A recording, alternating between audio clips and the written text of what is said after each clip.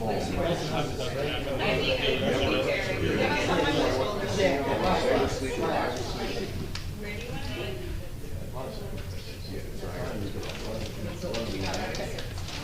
call to order the land use board meeting in Grove Valley Beach, April 17, 2025. We can stand for the allegiance. I pledge allegiance to the flag of the United States of America and to the republic for which it stands, one nation, under God, indivisible, with liberty and justice for all.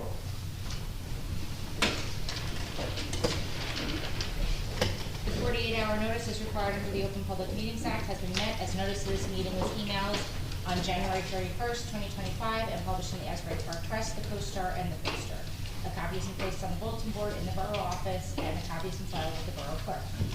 Chair Cohen? Yes, do you want to call roll call? That's what I'm doing. Oh, you should. Yes, I'm here. I like going last. Mr. Mayor? Here. Mr. Wishbo is excused this evening. Ms. Hernandez? Here. Mayor Gubitosi? Here. Ms. Mahoney? Here. Mr. Maynard? Here. Councilman Nowicki? Here. Ms. Saracen is excused this evening. Mr. Park? Here. Mr. Barnett? Here. Ms. Leahy? Here. And Mr. Frederick? Here. And also present this evening, Anne Marie Rizzuto, our board attorney, Gerald Frida, our board engineer, and Christine Bell, our board planner. So, I think we need to have everybody re-sworn into their new positions, and then we can get started. They all have their sheets. I gave you everyone's sheet. Yes. So the only one that we'll do separately is the Class 4 board member, Mr. Maynard. Maynard. Where are you? Okay, so we're going to swear you in, and then the alternates we're going to swear in. So if you go ahead and stand and raise your right hand. Oh, I got the wrong one. Here we go. So repeat after me. I, Robert Maynard, I, Robert Maynard, do solemnly swear do solemnly swear that I will support the Constitution of the United States that I will support the Constitution of the United States and the Constitution of the State of New Jersey, and the Constitution of the State of New Jersey, and that I will bear true faith and allegiance and that I will bear true faith and allegiance to the same to the same and to the governments established in the United States and to the governments established in the United States and in this state and in this state under the authority of the people, under the authority of the people, and that I will faithfully, impartially, and justly perform and that I will faithfully, impartially, and justly perform all the duties of office all the duties of office as a Class 4 board member as a Class 4 board member for a 4-year term expiring 12/31/2028, for a 4-year term expiring 12/31/2028, according to the best of my ability, so help me God. according to the best of my ability, so help me God. Very good, sir. Thank you. So then we have Mr. Frederick, who's a new member. Hi, welcome. And we have Mr. Clark, Mr. Warnett, and Ms. Leahy. So if all of you can stand up if you prefer, raise your right hand, and say your own name and your own title. We're going to speak it all together. So I, Ms. Carter, do solemnly swear or affirm, swear that I will support the Constitution of the United States and the Constitution of the State of New Jersey, and that I will bear true faith and allegiance to the same and to the governments established in the United States and in this state under the authority of the people, and that I will faithfully, impartially, and justly perform all the duties of the office of alternate board member for a 2-year term, according to the, okay? best of my ability. So help me God. Okay, so everyone pass your signed form back to me. Okay, so that's wrong, and we're gonna fix it. Thank you. Yeah, we will do that. Do you have your oath, sir? I sent it. You passed it to Yep. me? Okay, I will go ahead and sign. Thank you, everyone. Welcome and thank you for attending the April 17th, 2025 Bradley Beach Land Use Board meeting. The board will observe a 10 p.m. time limit where no new applications or testimony will be started after 10 p.m. without a polling of the board first. The application is not completed during the meeting. A continuation date will be announced by the board attorney. We'd like to maintain a civil environment for this public hearing and request no calling out from the audience. Everyone will be given an opportunity to be heard. After the board and its professional staff have completed asking questions of the witnesses, the meeting will be opened up to the public for questions only of the witnesses. There will be a time for questions only and not for comments. If you have a question, please raise your hand and I will acknowledge you to come forward to the podium. Before asking your question, please state your name and address. Also spell your last name and direct your questions to the witness. If a person from the public is represented by an attorney, he or she must speak through that attorney. All attorneys should register their representation to the board at the start of this meeting. After the board and its professionals have finished questioning the applicant and before the board takes action on the application, I will open the meeting to the public for comments. This will be the time to speak on the application. The same procedure I previously described for questions is followed. All members of the public who wish to make a comment will be sworn in under oath by our board attorney. Please be aware that the applicant and their attorney have the right to cross-examine any members of the public who make comments. Written statements or letters from individuals who are not present, petitions, or speaking on anyone's behalf is not allowable under NJSA 40:55D-10D. Written statements from the public cannot be accepted as they cannot be cross-examined. Public participation in this meeting will assist the board in making decisions. We hope that the public hearing and your attendance will be a rewarding experience for all, and thank you for participating. Any resolutions?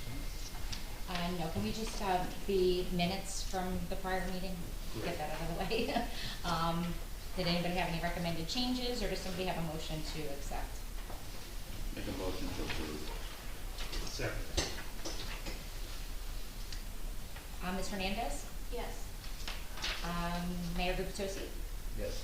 Councilman Nowicki? Yes. Mr. Park? Yes. Mr. Warnett? Yes. Ms. Leahy? Yes. Mr. Mayor? Yes. And Chair Cohen? Yes. Thank you. And there are no resolutions to be memorialized this evening.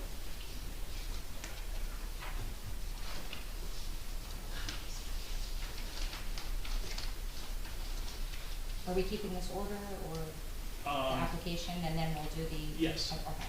Yeah. So, we have one application under consideration this evening. It's application LUD 24/15, preliminary and final major site plan with use and bulk variances for the proposed expansion of the car wash. VFR Enterprise LLC, block 32, lots 4 and 5. That's 1111 and 1115 Main Street, and the applicant proposing to demolish existing improvements on lot 4 in order to add additional vacuums and associated site improvements to service the existing car wash on lot 5. The applicant's represented by Jeffrey P. Beekman, Esquire. Good evening, Mr. Beekman. Jeffrey Beekman, Beekman Law Firm. I represent the applicant. This evening I will have our witnesses, Elizabeth Waterbury, I have John Ray, a traffic expert, and then my client is also here to testify, Stephen Resnicoff. Jeff, real quick, we just have to excuse the mayor and councilman. Yes. Yeah, being that this is a D-variance, the mayor and Councilman Nowicki would have to recuse themselves, which they will do, and leave the room. And leave the room. Sorry, guys.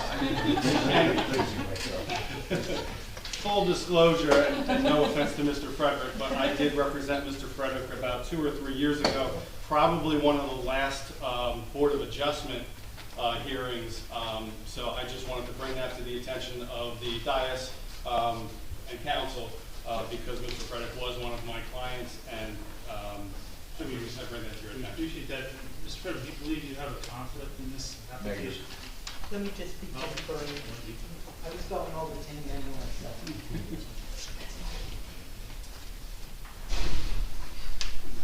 think this is a copy. Chair, I don't believe he's going to be voting. That's true. That's a But good I don't point. think he's going to be voting. Yeah. I don't have a problem with it. I I needed to bring it to the attention. If anyone from the public has a problem, obviously. Since they're gone. Let's take a point. Yeah, well, yeah, if it's okay with you for him to participate, if that's okay with you, you're fine. I have no problem. I think we should open it up to the public to see if the public has an objection. Sure, thank you very much. Thank you. Are there any objections from the public of Board Member Frederick continuing? Seeing none, I'll leave it up to our attorney, Mr. Rizzuto. Thank you. What's that?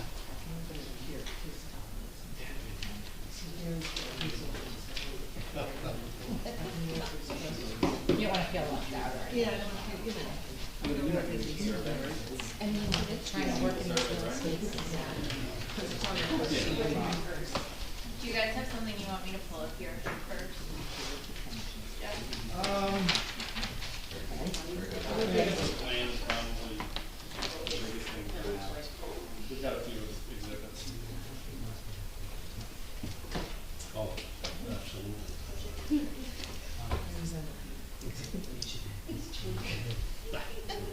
Ms. Rizzuto, I had to nominate Christine over there because Ms. the mouse Rizzuto, will is that reach over okay for here. him to? Yes, Mr. Beekman has no objections. Yes, I spoke briefly with the new member. He's not voting tonight because Yes. he's the fourth alternate, but I did want to give him the little spiel. If there's ever a problem, Perfect. let the chair know and he'll call Being a me. newcomer, that's a great thing. Do we swear in the professionals? Sure. Do you want to swear in the three witnesses together or Let's just? do them all at once. Okay, do you want to swear in your client now or? Sure, we can swear them all in together. Okay. Yeah. Yeah. Why don't you, John and Steve, why don't you come up? Sure. And our two board Two board professionals. professionals will as well. Everyone raise your right hand. Do you swear to tell the truth, the whole truth, and nothing but the truth, so help you God? I do. Very I do. good. Thank you. Thank you. Mr. And Beekman? hello, Mr. Ray, good seeing you. Hi, sir, Mr. Beekman. Thank you. I just have a few exhibits that we'd like to just mark. These were, for the most part, submitted. They're just supplemental to what we submitted. The first is a color rendering that Libby had prepared. And Libby, you made that color rendering through your office? Yes, And when is it dated? Does it have a date? it's dated April 16th. And the difference from what it was as filed is it's in color. It's the same, and there's some combination of information on it and some not on it, like extra notes aren't on it, but it's the layout with the landscaping on it and then coverage. Okay. But all that is the same as the submitted document. And let the record reflect that color copies are being passed out to the board representatives. You're gonna share? Do you want me? Yes. And that will be marked, sir, as A1? Yeah, that's fine. The second exhibit, Libby, you had obtained an aerial of the surrounding neighborhood. Is that what this is? Yes, it's to show the surrounding area, and the location of the lot is shown in yellow. It's taken from the Monmouth County GeoHub, their property viewer.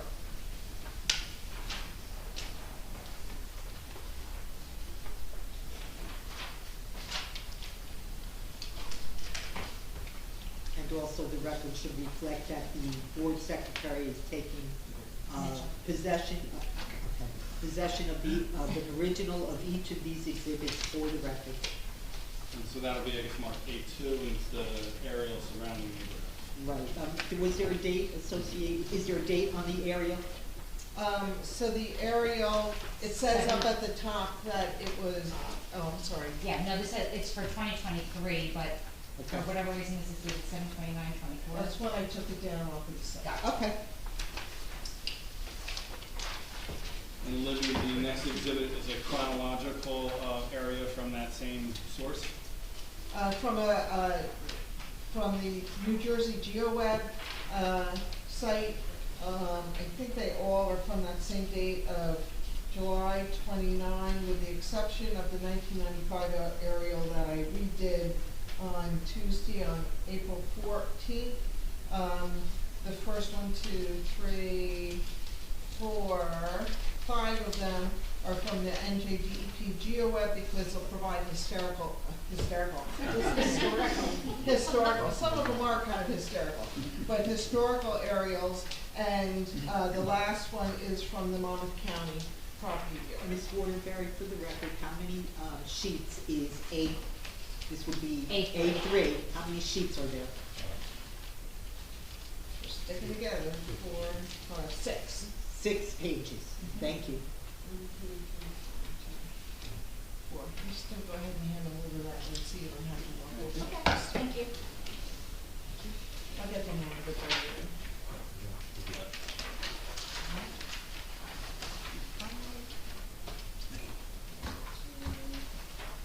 And did we get one for Mr. Frederick or Veronica?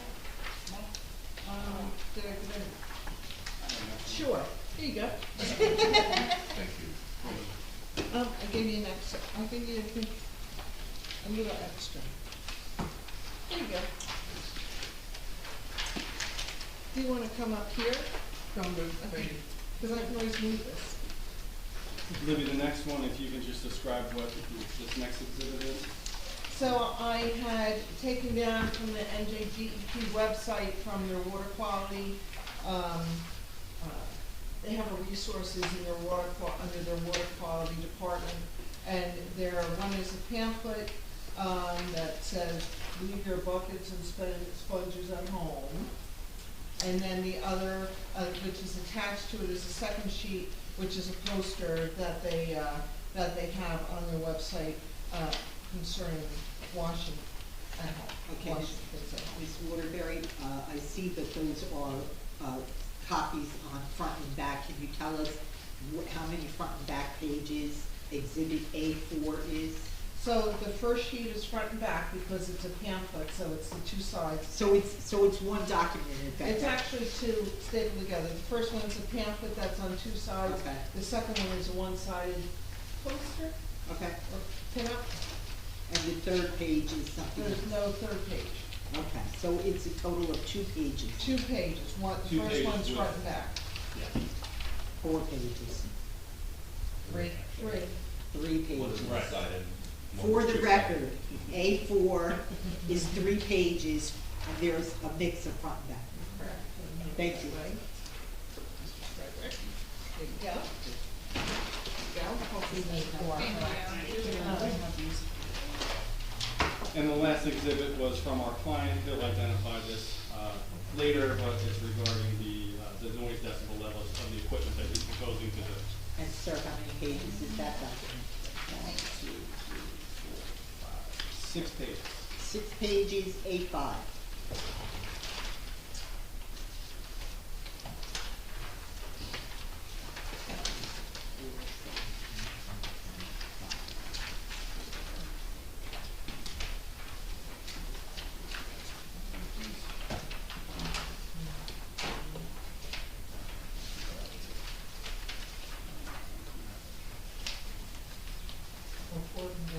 I did that. Oh, you did that already? Look at you. Hey, I learned. And here you go.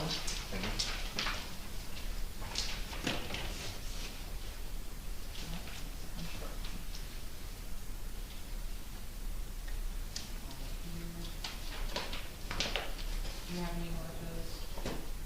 There should have been 12 in total of that. I don't know. I did 5 up I here. have one more, I have 1. and we did email it to you. Yeah. today, So. We can provide you the- You just share it, If we need to, if we we can need always to bring it reference that, because I need to mark one that I didn't have. We need to pull that up, that needs to answer questions.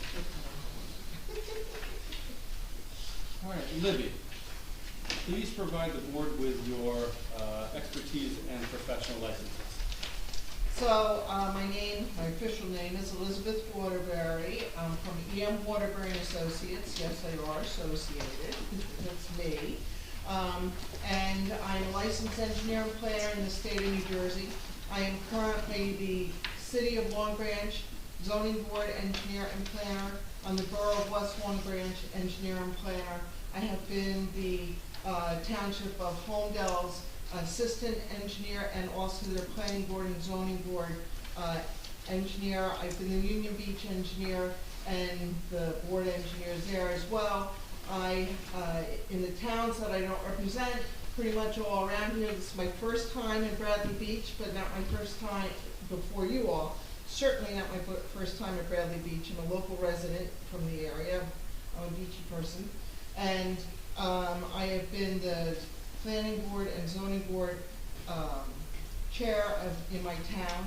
I'm an adjunct professor at NTIT for the construction engineering technology, and I'm an instructor at Rutgers at the Center for Government, where I train all the zoning officers and, I'm not going to say board secretaries, because we say planning and zoning administrators for their certification classes. I have both, so that's fine. Yes? And your licenses are current? Yes.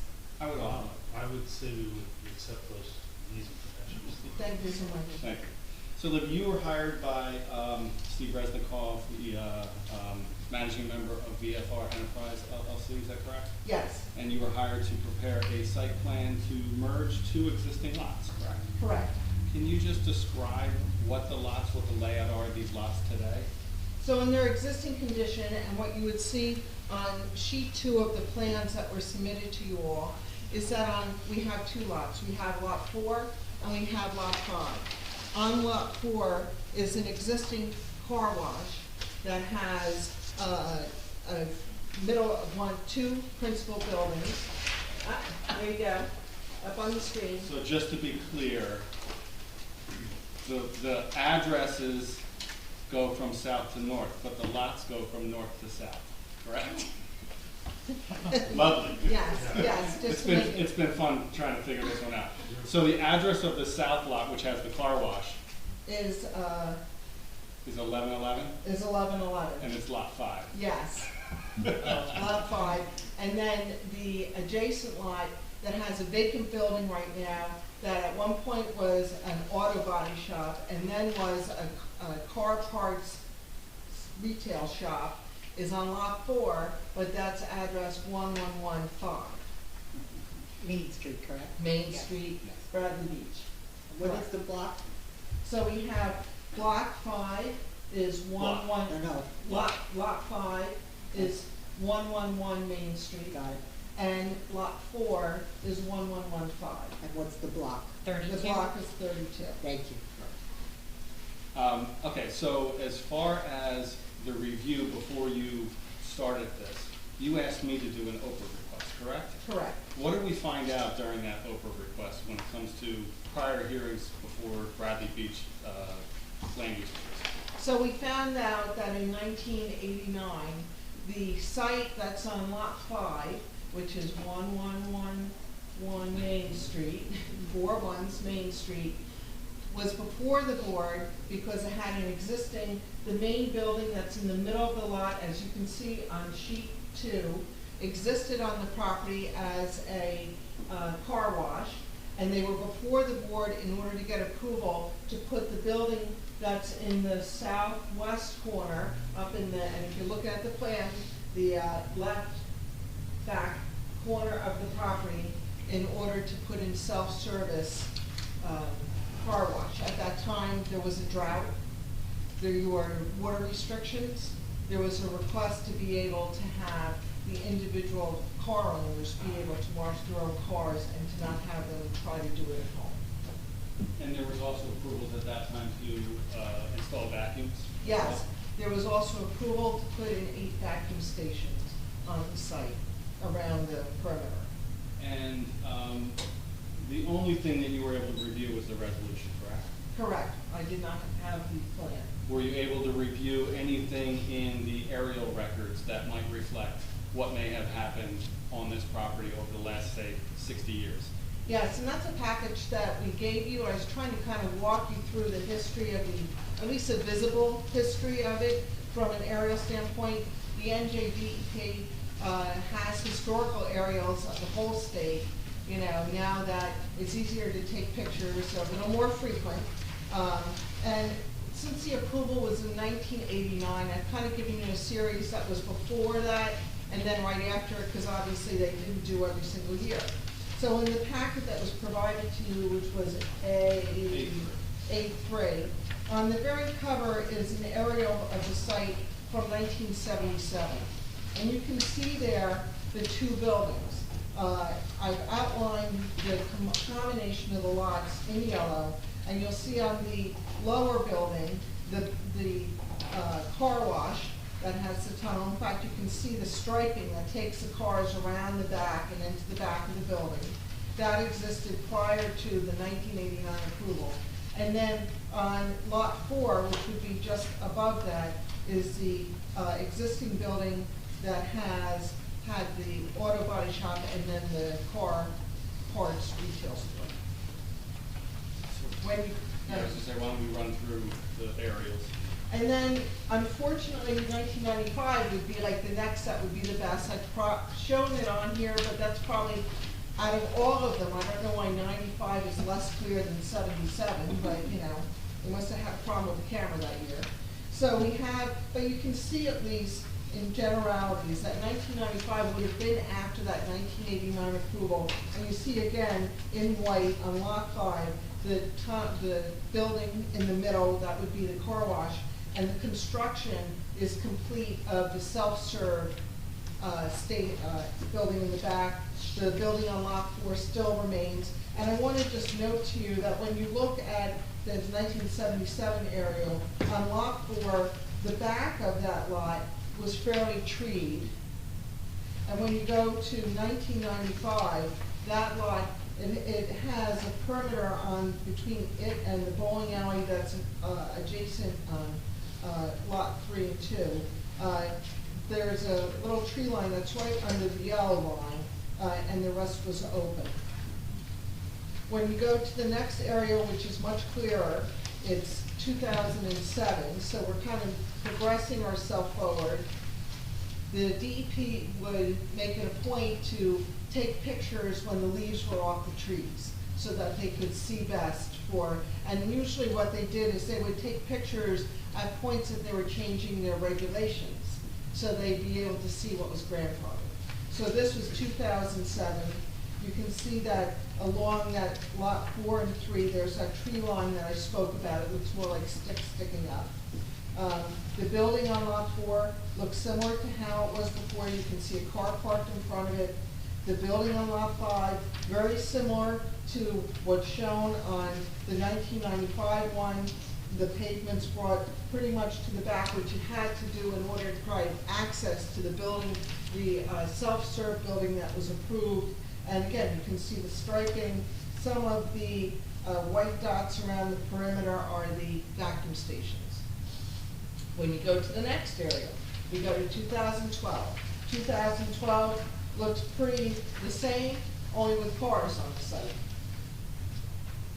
Same on lot 4. Lot 4 had some cars and things of some kind in the back of the building, but that, you know, you have the tree line along lot 3 and the building in the front and the parking, the pull-in parking in the from Main Street in front of the building on lot 4. 2015's the next one, just trying to show you that in the history of this particular site, once it changed after the 1989 approval, it basically stayed the same. And so I'm trying to just walk you through to show you that when you look at the 2015, similarly, the buildings are the same. There's the white areas along the perimeter that are the vacuum stations, and the pattern of flow around the building, you know, starting on the north side, going to the south side, is very similar. Then we get to the 2023 aerial, which is the last one that's taken from the Monmouth County Property Viewer. You can see on lot 4, the building. This particular picture shows that the canopy of the trees that are between lot 4 and lot 3 has leaves on it, so it's more prominent across. I will offer to you that from being out there, it's still that same line of trees that was in the other photos, only when they didn't have leaves on them. And when you look at the site, the existing conditions plan and demolition plan, which is sheet 2, that we've located, had the surveyor locate every one of those trees along that edge. I want to say they're either on or the property line or on the bowling alley where the trunks are located. But the canopy overlaps our particular lot on lot 4. On lot 5, you can see that the configuration, both buildings are still there, the pavements are basically the same place in the back, and you have the path around the building. So looking to just show you that we had that approval from 1984-89, and that that construction was done, and since that time, except for maintenance type of things, that property has remained pretty much the same. And so now if you can just review with the board what we're proposing this evening. Excuse me one second. Let me just confirm for the record. On each of the sheets that you just went through on A3, on the left lower side, right under each picture, there is a date, and that is the download date of what you did. When you did Correct. It's Correct. not the date of the pictures being taken. No. because They have the date at the top of each page. Correct, Thank it's the you. download date, and they're all that same, July 29, 2024, except for the second one from 1995, which I did the other day, because when, in July, it only gave me the tax map lots and didn't show the area. Right, so you're referring to page 2 of A3. Thank you very much. Thank you. So what we have proposed is to take lot 4. We have looked at the fact that there's a unique opportunity here, and that is that they had adjacent to the site a narrow lot that had a non-conforming building up at the front that had parking that pulled in straight and required you to back out onto Main Street, adjacent to the property, and that it gave us an opportunity, a unique opportunity, to do two things with that. One is to help with some of the amenities or the accessories that support the car wash. More and more people are looking to use these for the vacuuming out of their cars. We did at one point look at maintaining the existing building and using it as an additional, drive-through tunnel for the car wash. However, we felt that that was not as desirable, and it was probably more desirable to take that building down and had non-conforming side yard setbacks. It kind of, it blocked off, that view of that area and those lots and kind of closed things in a bit. The bowling alley next door, the building's a little more setback, gives some room around it. So we're looking to try to mirror that, put some more room around this, and to allow for a one-way movement from the car wash site onto that area and to come down to Main Street for an egress only, no ingress at that point. The opportunity that that gives us is, besides being able to have those additional vacuums in support of the car washes that are on lot 5, when we consolidate those lots, we're able to, our lot has a coverage right now, lot 5 where the car wash is now, has a coverage of 90.8%.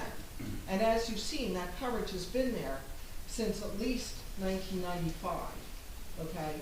The coverage for the zone, what's permitted in the zone, is 80%. So what we've looked to do is to try to remove as much as possible from lot 5, because we have a lot of car movements that are on there without infringing on the movements on there. And you can see, I put those in green, mainly to kind of highlight for you the areas that would go from pavement to not pavement. And then to be able to, on lot 4, to underdevelop that lot. So lot 4, the coverage that you see on that lot, including the parking area where the vacuums are proposed, is 60.6%, where 80% is permitted.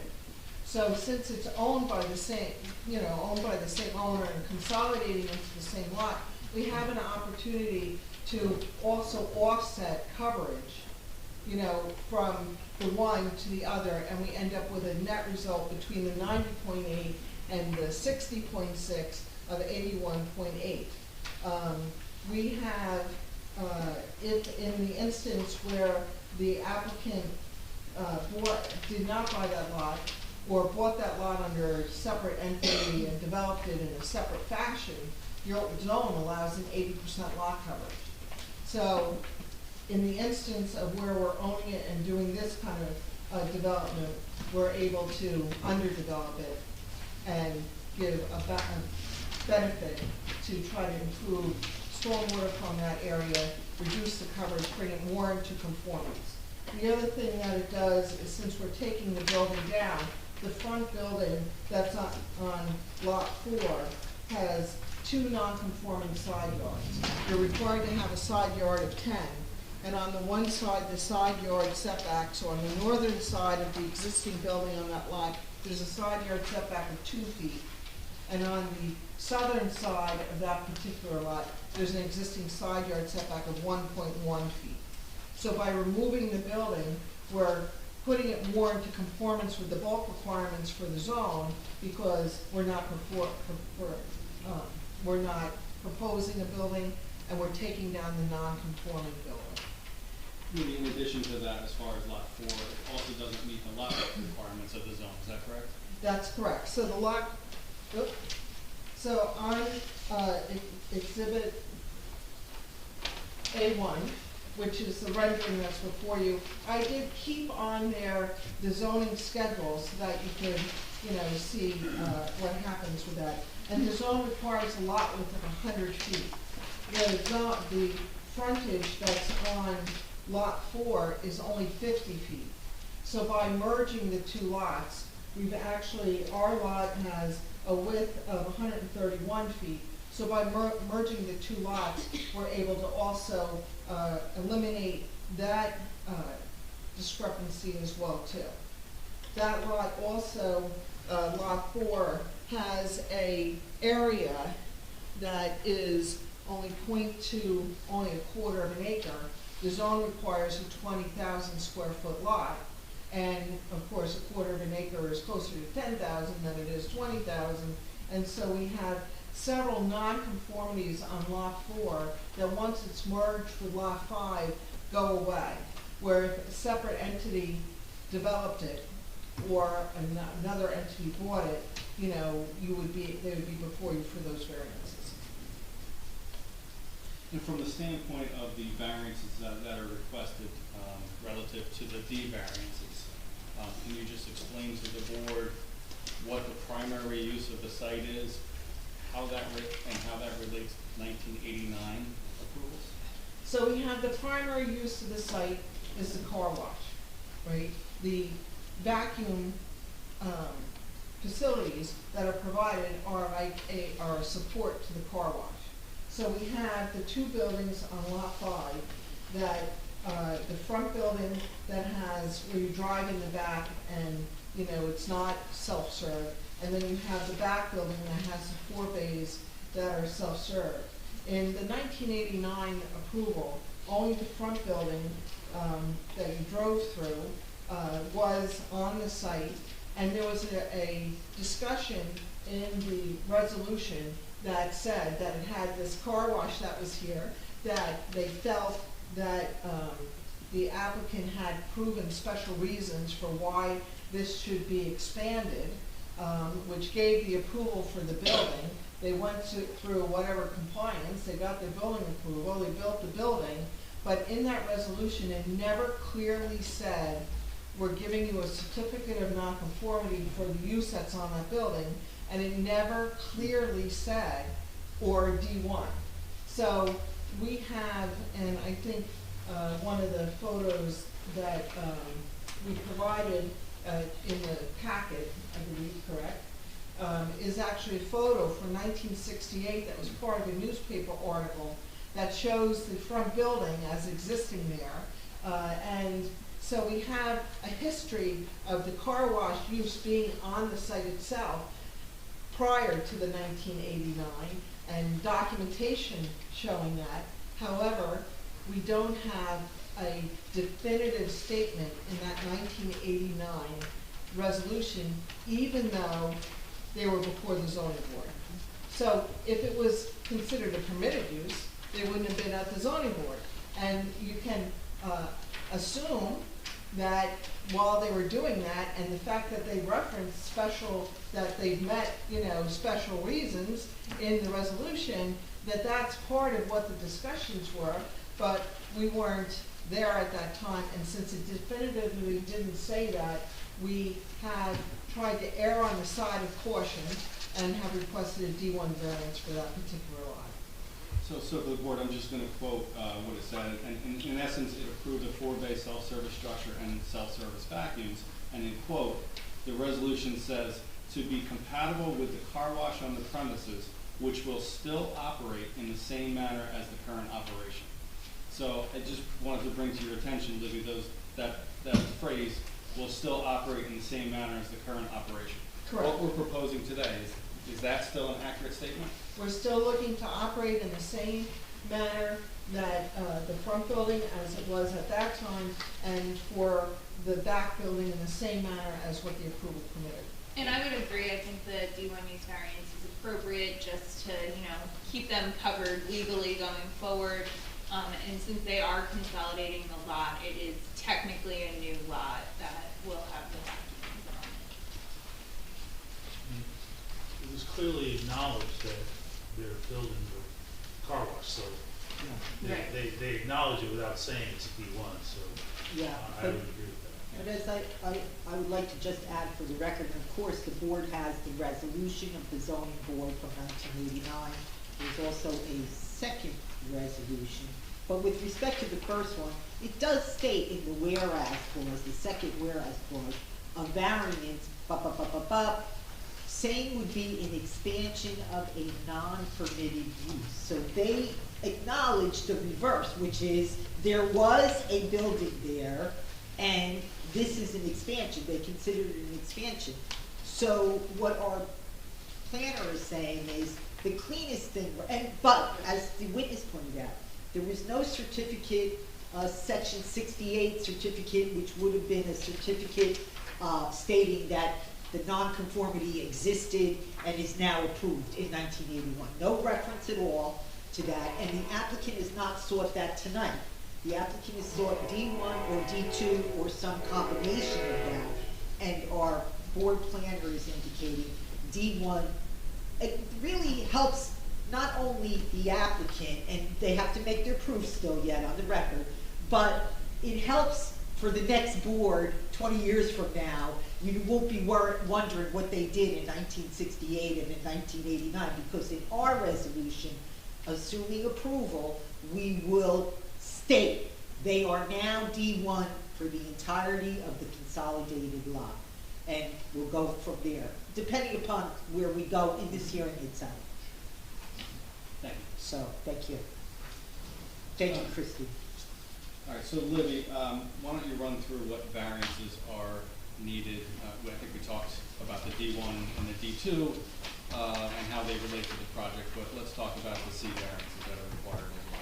So I have shown in the. Could you try that again? Could you try that again? Okay, I will try that again.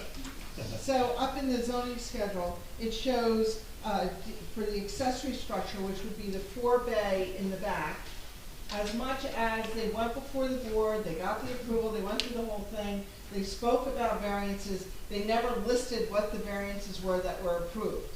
So it's been placed in the place that it was back in 1995. We have the aerial, 1995 and on, but you're required to have a side yard for an accessory of 5 feet, and it exists at 3.9 feet.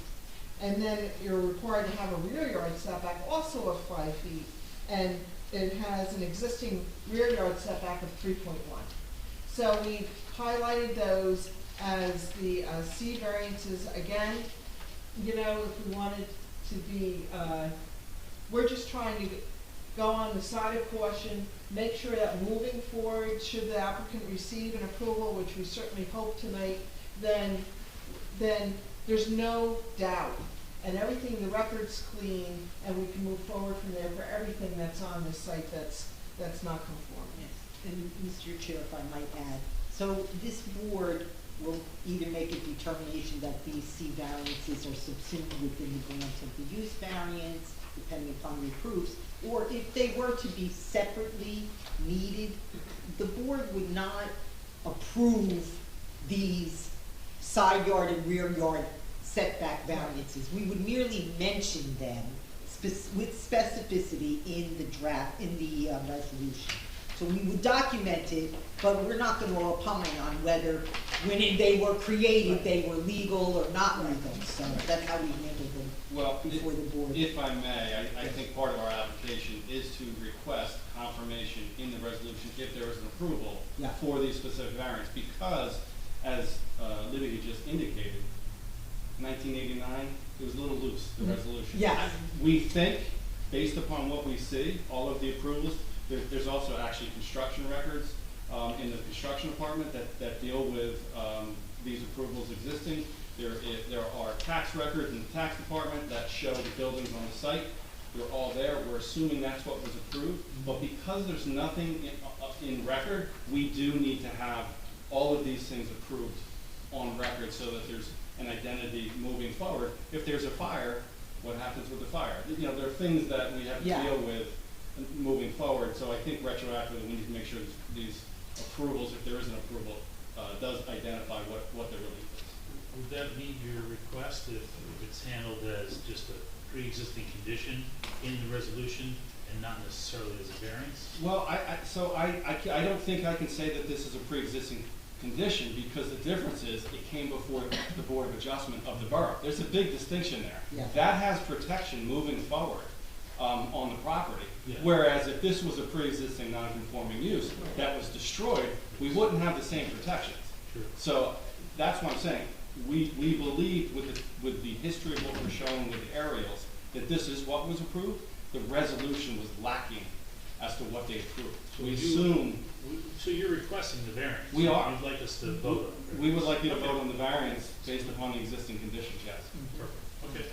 And we have highlighted those in the zoning schedule with the little asterisk, that they're existing and we're not changing them. It's the same thing, that they're non-conforming in their position. So we have highlighted that.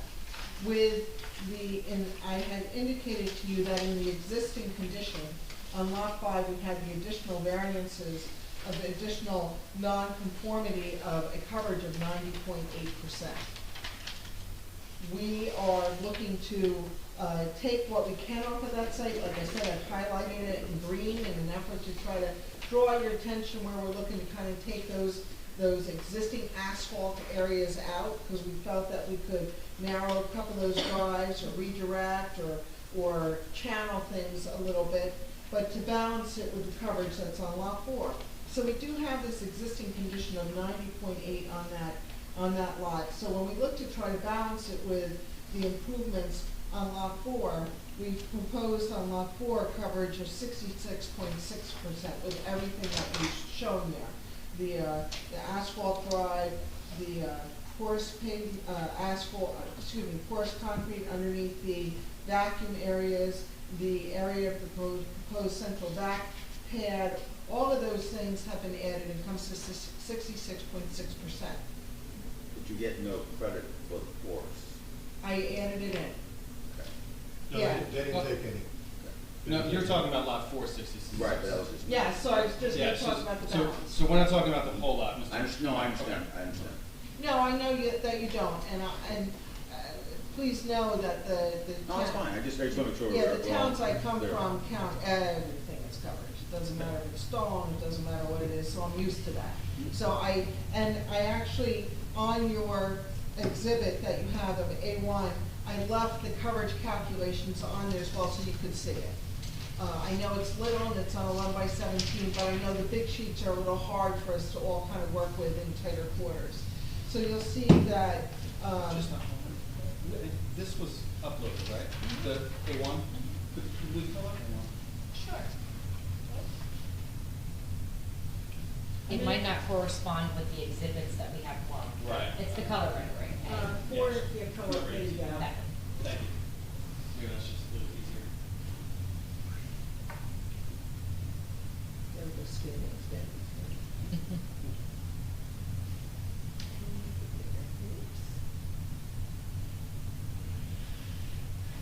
There you go. The bottom right. Yeah, bottom right. Bottom right, the little hourglass. The This? plus sign, the plus sign or whatever. No, yeah, right below. One below that. There you go. There you go. I was just trying to make it the whole page. Yeah, Yeah, close out that. and we can move it down, because the top isn't as, there you go. Thank you.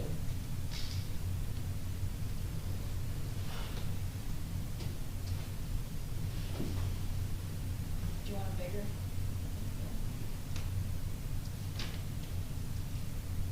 Second. Yeah, I can see it over here. I'm My sorry. issue's distance, so that's not as good. So on that lot, we've looked to balance the two coverages. We felt that it was our responsibility, to tell you the truth, to really do that, you know, and not just say, hey, your ordinance allows 80%, so we're gonna put 80% on lot 4 as well. So I have 66.6, and you can see I included the Forest Drive. We do have up at the top that the balance of all the surfaces in is 81.8%. So we looked to try to get it down as much as we could. I think out of the total lot area of 41,000 square feet, I think we're over about 700 and change with the from the 80%. Bringing that down, like I said, from the 90.8 on 1 and not having 80% on lot 4 if someone else owned the lot. If you had the porous, counted the porous concrete as impermeable, but there's two ways to look at coverage, right? One is for stormwater, and so some will say, well, it's all about impervious coverages, and then you argue over these surfaces, right? And the other is intensity of use on the site. So when you're looking at it from an intensity of use on the site standpoint, you have to add it in. So I've added that in from a stormwater standpoint. If I exclude the porous concrete areas, then in fact, and because they're more porous than the grassed areas would be, then effectively it comes down for both sites to 74.4. But we'd asked for the variance. We have not looked to exclude that, and so we fully would disclose those two things. And can you just describe how this porous pavement system works and your experience with it? Yes, so I have shown porous concrete specifically. I have used several of these for quite some time. My first introduction to it was probably 20 years ago when someone came before them in Homedale to use it in their driveway, right? And Homedale was like, oh my goodness, no way, you know? And then over the years, you know, it's cropped up, and in more recent time, especially since 2021, the DEP had put it into its regulations. Prior to that, it became much more a part of their assessment, and when they had their changes in 2021, 2023, definitely includes it as well. They encourage for you to use things that are going to use recharge, you know, to put it back into the ground. And in doing that, they also have identified them as a BMP, which would be, they use that as a general term out of their best management practices, but they'll tend to call a surface that works on managing stormwater, you know, a BMP, just because it comes out of the manual. They always make it sound so fancy.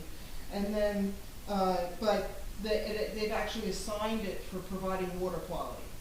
So when the water goes through these, it helps to filter. I don't use porous asphalt for two reasons. It's the least permeable of them all.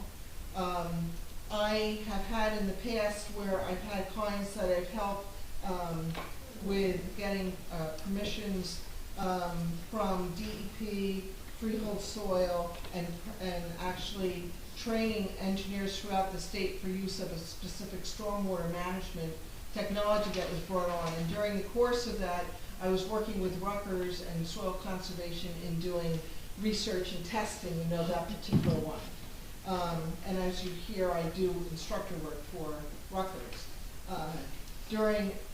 Over the course of those, I was speaking with them because Rutgers has, in association with the EPA, a site in Edison that's been there for quite some time. I want to say 15 years, if not more. And in there, when this started to become more of a thing, for lack of a better term, they had created this whole site with all these different, and they had grass pavers, as would be considered grass, asphalt, concrete, permeable pavers.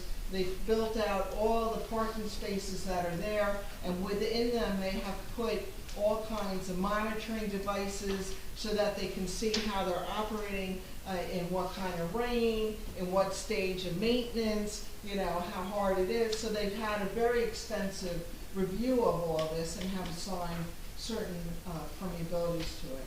And in the course of my work with Rutgers, they had, you know, and because it was coming up in the towns that I was representing, they were reviewing with me all of this, and I've used it on several of my sites. And some of the towns that I actually go to require that you put them in your driveways, like Rumson.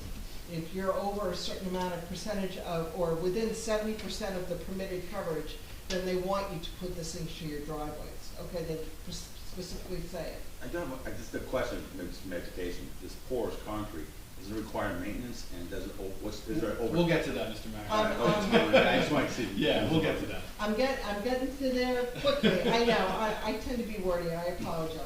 So, in the process of all that, the asphalt had the least permeability. If you're looking at like a very, very permeable soil, you might get like a high permeable soil. They don't let you count anything over 20 inches per hour. The porous asphalt had 50 inches per hour, which sounds wonderful, right? But what happens when asphalt looks terrible? What is someone going to do? They're going to go and they're going to seal it. Well, and then that kind of eliminates the whole thing. So I'm like, I don't even want to deal with someone being tempted, okay? The next permeable was actually the permeable pavers. I've used those in Rumson quite frequently because they have that paver look, and they like to have the paver look. And those actually had a permeability of 1,000 inches per hour. So the restriction in that instance was more the soil underneath. The porous concrete was actually the most porous with 2,000 inches per hour. Now again, the limiting is going to be, you know, the soils and what you have below. There's a whole section, and that's actually a detail which is in your set, that it's not just the concrete that's on top. You have a whole series of stone layers and stone storage that goes below it. So the purpose is to have the water, the concrete itself looks like Rice Krispie treats for visual, okay? It has that kind of gapping in it, you know. And so it's not going to have that smooth finish that a normal concrete would have. It's going to look like Rice Krispie treats. And they'll show you, like if you were to Google it, there's this whole video on there of them having a fire hose and they're standing on top of it. The guy's got on his nice, you know, dress shoes, and he's going, look, my shoes don't even get wet, you know, there's no splash. But I'm more to say to you that yes, these all require maintenance. All stormwater systems require maintenance in order to operate correctly.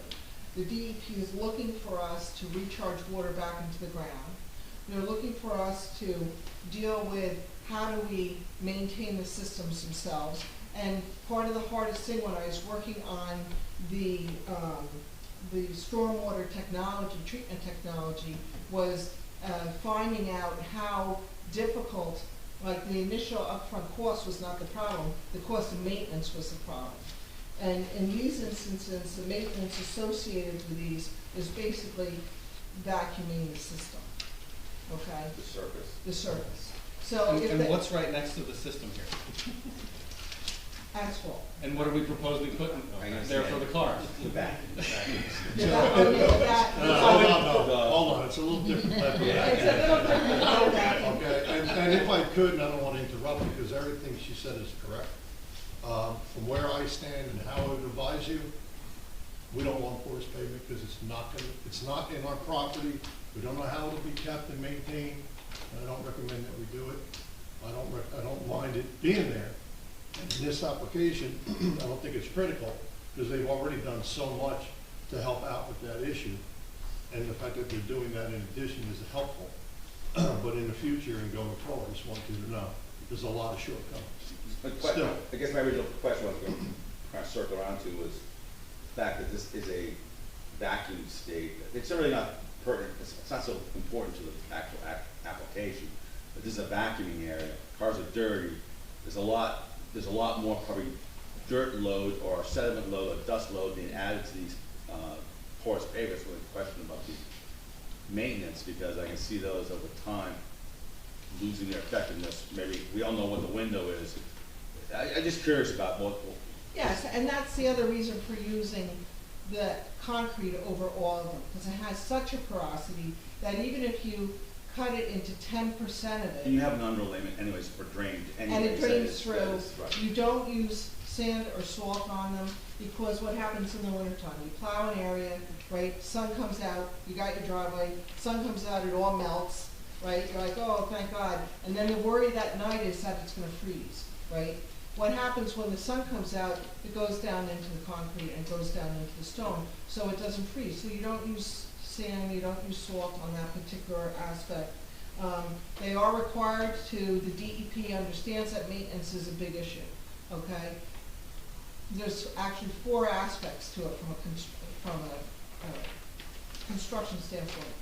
Making sure the soils underneath it are not compacted, right? Because, so such to the point that it's not even gonna go into the soils, right? You have that construction element of it. You have then, the maintenance element of it, and we have to provide, and with all stormwater systems, you have to provide the owner of the property with a homeowner, with an operation and maintenance manual that outlines the times they have to do it, the requirements they have to do it. And part of that study that happened in Edison was, how bad does this get? What is the problem that happens, you know, when you have a delay of maintenance for 2 years? And it was still operating very well. They even had an instance where up in one of the parks next to Bound Brook, when they had Bound Brook, you know, Bound Brook overflows quite a bit, they actually had the porous concrete in their walkways that were in there because they were looking to be, you know, eco-friendly. And when it would overflow, there'd be all this debris that would be on top of it. They would come out, they would clean it off, they would recharge it, vacuum it up, and then it would work as desired. Now, there's always that concern that they're gonna do nothing. So what happens if they do nothing? The way that this is designed is, and it was noted in Mr. Frieda's letter, that in that back corner, I wanna say it's kind of like where there's an angled curb meets the curb along the sideline, that last parking space, the corner in that last parking space away from Main Street, that's like a low point. Now, the low point is, because usually with these pavements, you do it pretty flat, because you want it to go in. You don't want it steep, because then it rolls over the top of it and doesn't go in right. So you want it pretty flat. That happens to be a low point. So if, for some reason at this point that it fails, it's impacting us. It's not impacting the neighbor to the back. Sometimes these systems fail, and all of a sudden it rolls down and it's flooding out, you know, the neighbors. In this instance, our whole back from the front of the building that exists on there, because the building that exists all drains from the front of that building all back to the railroad tracks. So we have forced a low point there where the differences between the proposed asphalt drive and the porous concrete, it's about a difference of 1 inch. So you're gonna gather about 1 inch of water in that location, and you have a visual sign that something's not right. That impact to the homeowner is a visual sign that something's not right. When they're underground, you don't have, unless you're looking for it, you're not gonna know that you have a visual sign. And, you know, like I said, they're required to do at least 1 year. Every year they're supposed to go through and back them out. And you have, Just one question, sorry, I think, the board engineer recommended, you not use the pervious, pavement on this application. Okay. Would the applicant be amenable to just using regular? Well, before you do, I have no problem using it, I just don't feel the credit should be given for it. We're not asking for credit. Well, so No, we're not asking for credit, she's just describing how it works. And that's fine, but Yeah. I think it's best that we keep this, I have a lot of questions here. Yeah. So. yeah, so one So of my the question, my question is, you talked about the maintenance and operations manual, and many boards isn't there a new requirement that it be recorded? So that was the next thing I was gonna say. Okay. So thank you for being my Right. wing lady there. Right. So next is And that puts the obligation solely on the property owner, It's whether it's solely- your client or future property owner. That maintenance manual, which will be reviewed by our engineer. Correct. And then it gets recorded. correct. Will run with the land and will be a requirement that they meet. And if they don't meet the maintenance, the filing of that, I think allows the town to step in and charge the applicant if the maintenance or repair needs to be done. Sure, I mean, the adverse impacts would be on the owner's property. Yeah. as Yeah. pointed out. So, you know, it would, but apparently visually, the code office could see that it's not operating. The and then- homeowner, and then I mean, send the a memo. property owner can see it's not operating. Yeah, and the code office should get a copy of the manual also, so they don't have to go through the Yeah, manuals. Yeah, I mean, so that recorded document would normally be a condition of Yes. your resolution. It would get recorded and a copy of it would be provided as part of the application packet. And it's actually kind of been, I purposely graded it that way. If there's concern about too much developing in that area, I can always put a little depressed curve there that's got a lip so that it's gonna retain a certain amount. You know, if there's concern of a 100-year storm or something of that nature. I have no problem working with Mr. Frida about that. Freehold Soil, he's requested pre and post calculations. Freehold Soil has also requested that I give them those for the 2 and 10-year storm, but that I also give them the analysis for failure, and I'm more than happy to share that with your board engineer as well. Thank you. Thank you. So that's enough on that. He has to direct us and all that. And then you can go out and look at and watch it yourself, and just No. see out of curiosity. Because you'll drive by and you'll go, oh, it rained last night, let's see if there's water in there.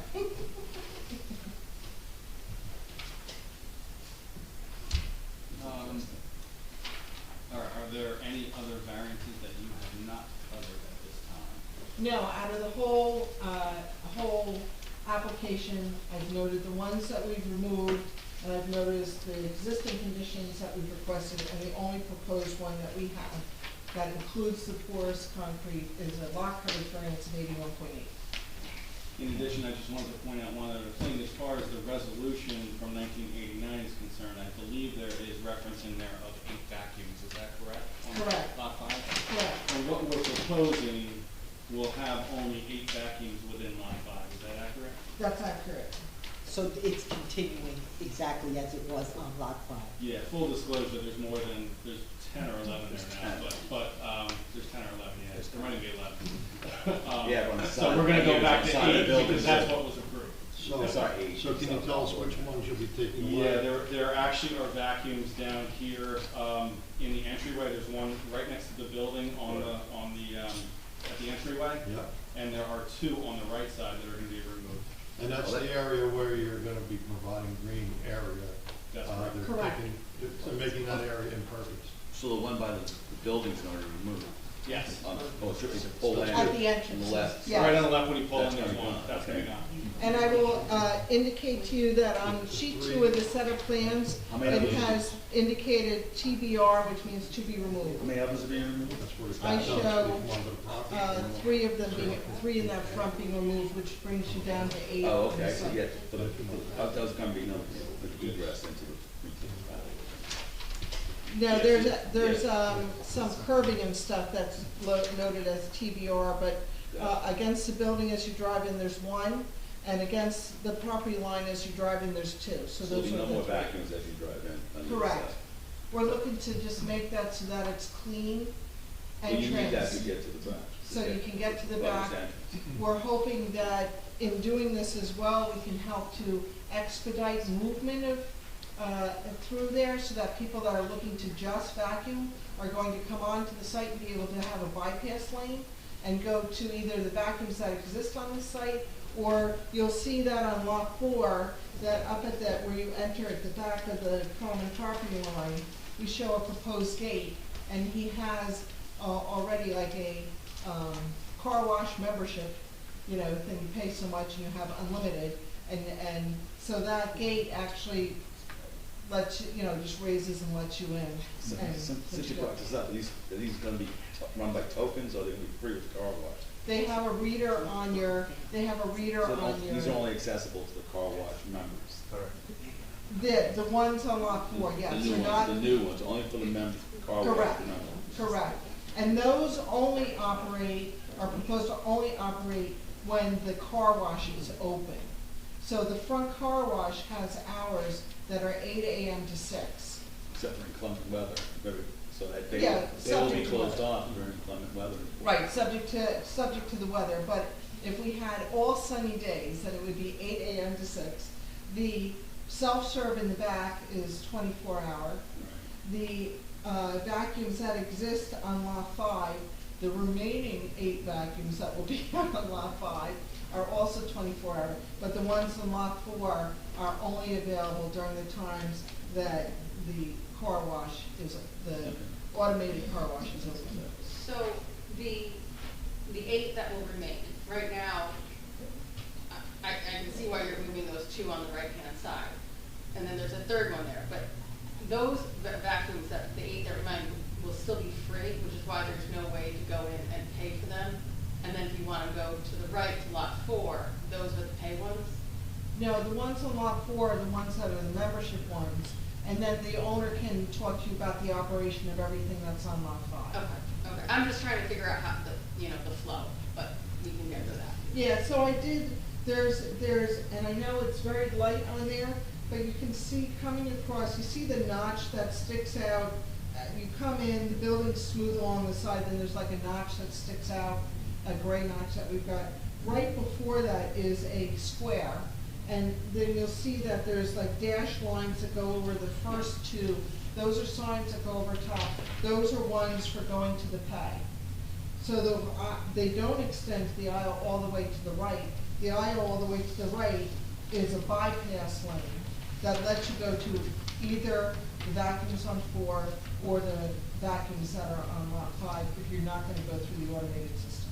I got you, okay, so that whole thing is gonna become, on the right-hand side, will become a pass-through, which is why you're removing those 2 on the right-hand side. The third one down there will stay, and then, then I have questions about the business model, about what will happen to the rest. So, and I have also removed those ones on the right-hand side as you come in, because I wanted to, we talked about, I spoke with him about what can we remove from Lot 5 to try to assist us in the goal of getting there. And so those areas that are in green there were areas that we felt could go, and obviously if I put that green area there, you couldn't get close enough to use those vacuums anyway.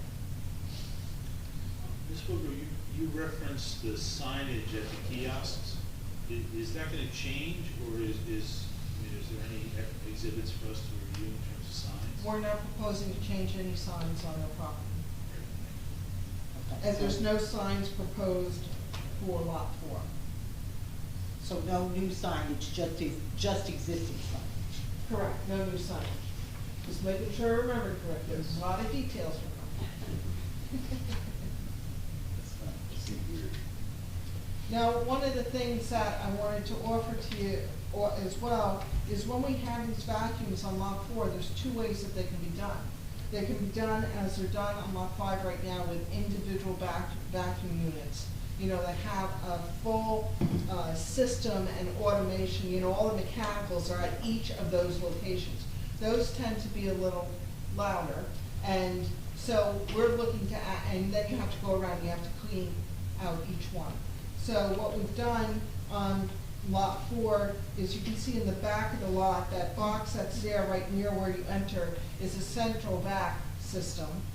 And so there's piping that goes from that underground to each of these other, and so we've looked to try to consolidate the noisier element of that system to the back of that property and closer to the railroad tracks. So the front of the central DAC equipment pad is 76 feet from our property line. So then you have like another, whatever it is, 7 feet to the street. So, and then you have a right-of-way, then you have 2, commercial buildings that are fairly large across the street, and then residential units. So we've looked to try to make sure that we've put anything that had opportunity to create any noise to the back. And then at each of these arms, it just is really just the sucking sound. It's like a whole house vacuum, right? For trying to just give and I believe in the packet that you were provided with the submission, there was a view of, that's giving you a sense of what the appearance of what they look like.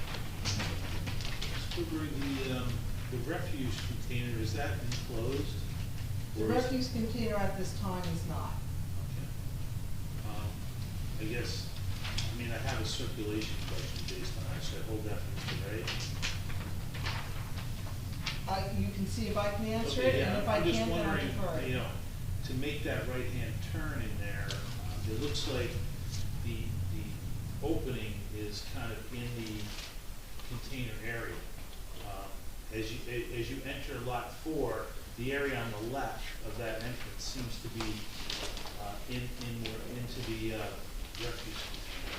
Can we go to the last page of the sheet, if you, of the set of plans, if you don't mind? I provided you a circulation plan at the end, at the very end, so that you could see how vehicles, because we're looking to, and since it's a container, it can get pushed back further. It's just where it was the day they did the survey. And if there's a desire for you to have us put it in some kind of enclosure, we certainly can do that. I would recommend, a masonry block track. Masonry what? Masonry, split face masonry. A masonry block with the gates in the front. Yes, Solid gates. correct. So that can get moved back further, and if you look at sheet 10 of the set of plans, that the movement into that area is actually more along the radius that's away from there. And I mainly had put that other one there. I could almost have it come straight, because it's not a significant movement. I guess, you know, I'm like a balanced person, and it looked like you wanted one side to match the other, but it doesn't have to. I know there's a traffic engineer here, but if you could possibly just talk about, since we're looking at the circulation plan, or defer to him, how someone would like go through the site. Would they get their car washed and then have to come out and go back in to go to the vacuums, or how does that work? That's how it works right now. So, I think that's probably a better question for my client, because he's there, Okay, you know, and he can explain what happened. 'Cause I don't think there's any straight That, I answer. think we all have that question. That's Yeah. what I'll be helping. I see a Main Street U-turn as you. No, they're gonna turn on their property before it's. There's a lot of room. All right, I'm telling you, that's the plan. all right, let's see. Well, and Sidewalk. that's what No, we're, not on, But they'll give next you to the testimony. sidewalk. Yeah. They're not gonna go on Main Street, they can't do it. we looked to, when we took some of the green out in front of the building, we looked to make sure that we left, we didn't, you know, that we didn't take it all the way to the front that forced any, like, movement in there. We're having to work with, in a sense, an existing site that had an existing movement in it. It's not feasible to reverse the movement Yeah, that's on actually, the site. that was my first thought, it's like, okay, you go through the vacuums and then you finish and you come back into the garage. And like, no, the vacuums are just that. Well, you can flip the vacuum, but you still can't make it run. It doesn't work for exiting the site. Is there enough room to park cars on lot 4 across from the bays, the vacuum bays? So right now that you have along that whole property line, you have that whole line of trees with their leaf systems. So we actually look to try to, I have an 18-foot wide drive there for, you know, say one-way purposes. You try to have it so that if there's a breakdown, a car can get by. And I've also looked to try to pull that away from there so as to not impact the plantings that are on that particular side. I did look at if I flip-flopped it, and I put the parking on the northern side, or the spaces on the northern side, because we did look at what if we changed that movement, and it actually created a very tight movement and a tight turn to get onto the site, besides the fact that it had to go right up to the property line and would significantly impact those trees. Okay.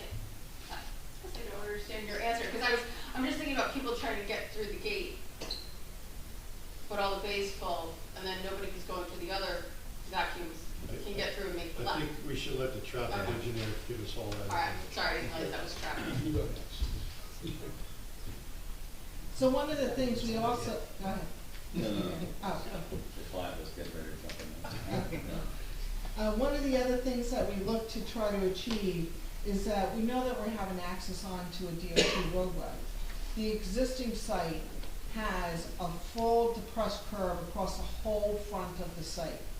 The whole front of the site was the parking, and you pull into that site, if it remained in the building remained there and was used for permitted use, you pull into that site and you have to back out on Main Street, and we felt that that was not desirable. We also felt that if we had a one-way movement onto here, that we would be able to provide more separation as much as possible to the property lines that exist in between any of the existing drives. There's drive for the bowling alley is pretty much at the edge of where their parking spaces end. That's where their depressed curb starts. So we're trying to maximize as much as possible the separation between the property lines. We are required by DOT to have a 12-foot separation from the property line to our drive. We have 12 and a half feet from the common property line to lot 3 where the bowling alley parking is and our lot 4. So we have achieved that aspect of the DOT access permit, and if approved, would obviously be seeking that approval, which would be provided to you as part of the perfection of any approval you may grant. And Libby, that's why there's a little bend in the driveway. when it gets- Yes, that's why it's got a crook. So it doesn't come straight in, they have to pull away from it. Can we just go backwards one step? 'Cause I'm not clear on something. On this drawing, here's our paver sidewalk. Here's Main Street. Okay, I'm coming in, I'm gonna go either make a choice, wash my car or go to the vacuums. Go to the vacuums, I come out, now I wanna wash my car. I have to enter Main Street to come back into the entranceway. So I'm gonna get a loop onto cross Main Street coming out of the vacuums. And if I go into the car wash, first I come out, and yes, here I could probably make a swing, and knowing how most people drive in New Jersey, they're gonna go across the sidewalk somewhat and turn around and come back up and in to use the free vacuums. So I'm just curious about this right here. How much, maybe it's more traffic question, but how, you're gonna have people pulling out from the vacuums onto Main Street and then going into the car wash. You do it So, first. I believe that the owner can best tell you how his clients use the facility right now. We live here, right? We've used that facility for 30 years. I'm just seeing, So do you vacuum first and then drive all the way around and go into the car wash? I vacuum first on the ones you're taking out. At the ones you're taking out? So, I'm just saying, you take those out, and then I'll swing over to the pay, before you put the gantry or the gates, you just go right into the line. But regardless, you still have to pull onto Main Street to go back into the car wash and do that one first. So if I could just throw it in again, we should kind of leave it to the traffic engineer. Yeah. But the turn from the new driveway coming out into the old parking lot to get in to go for is not a difficult situation.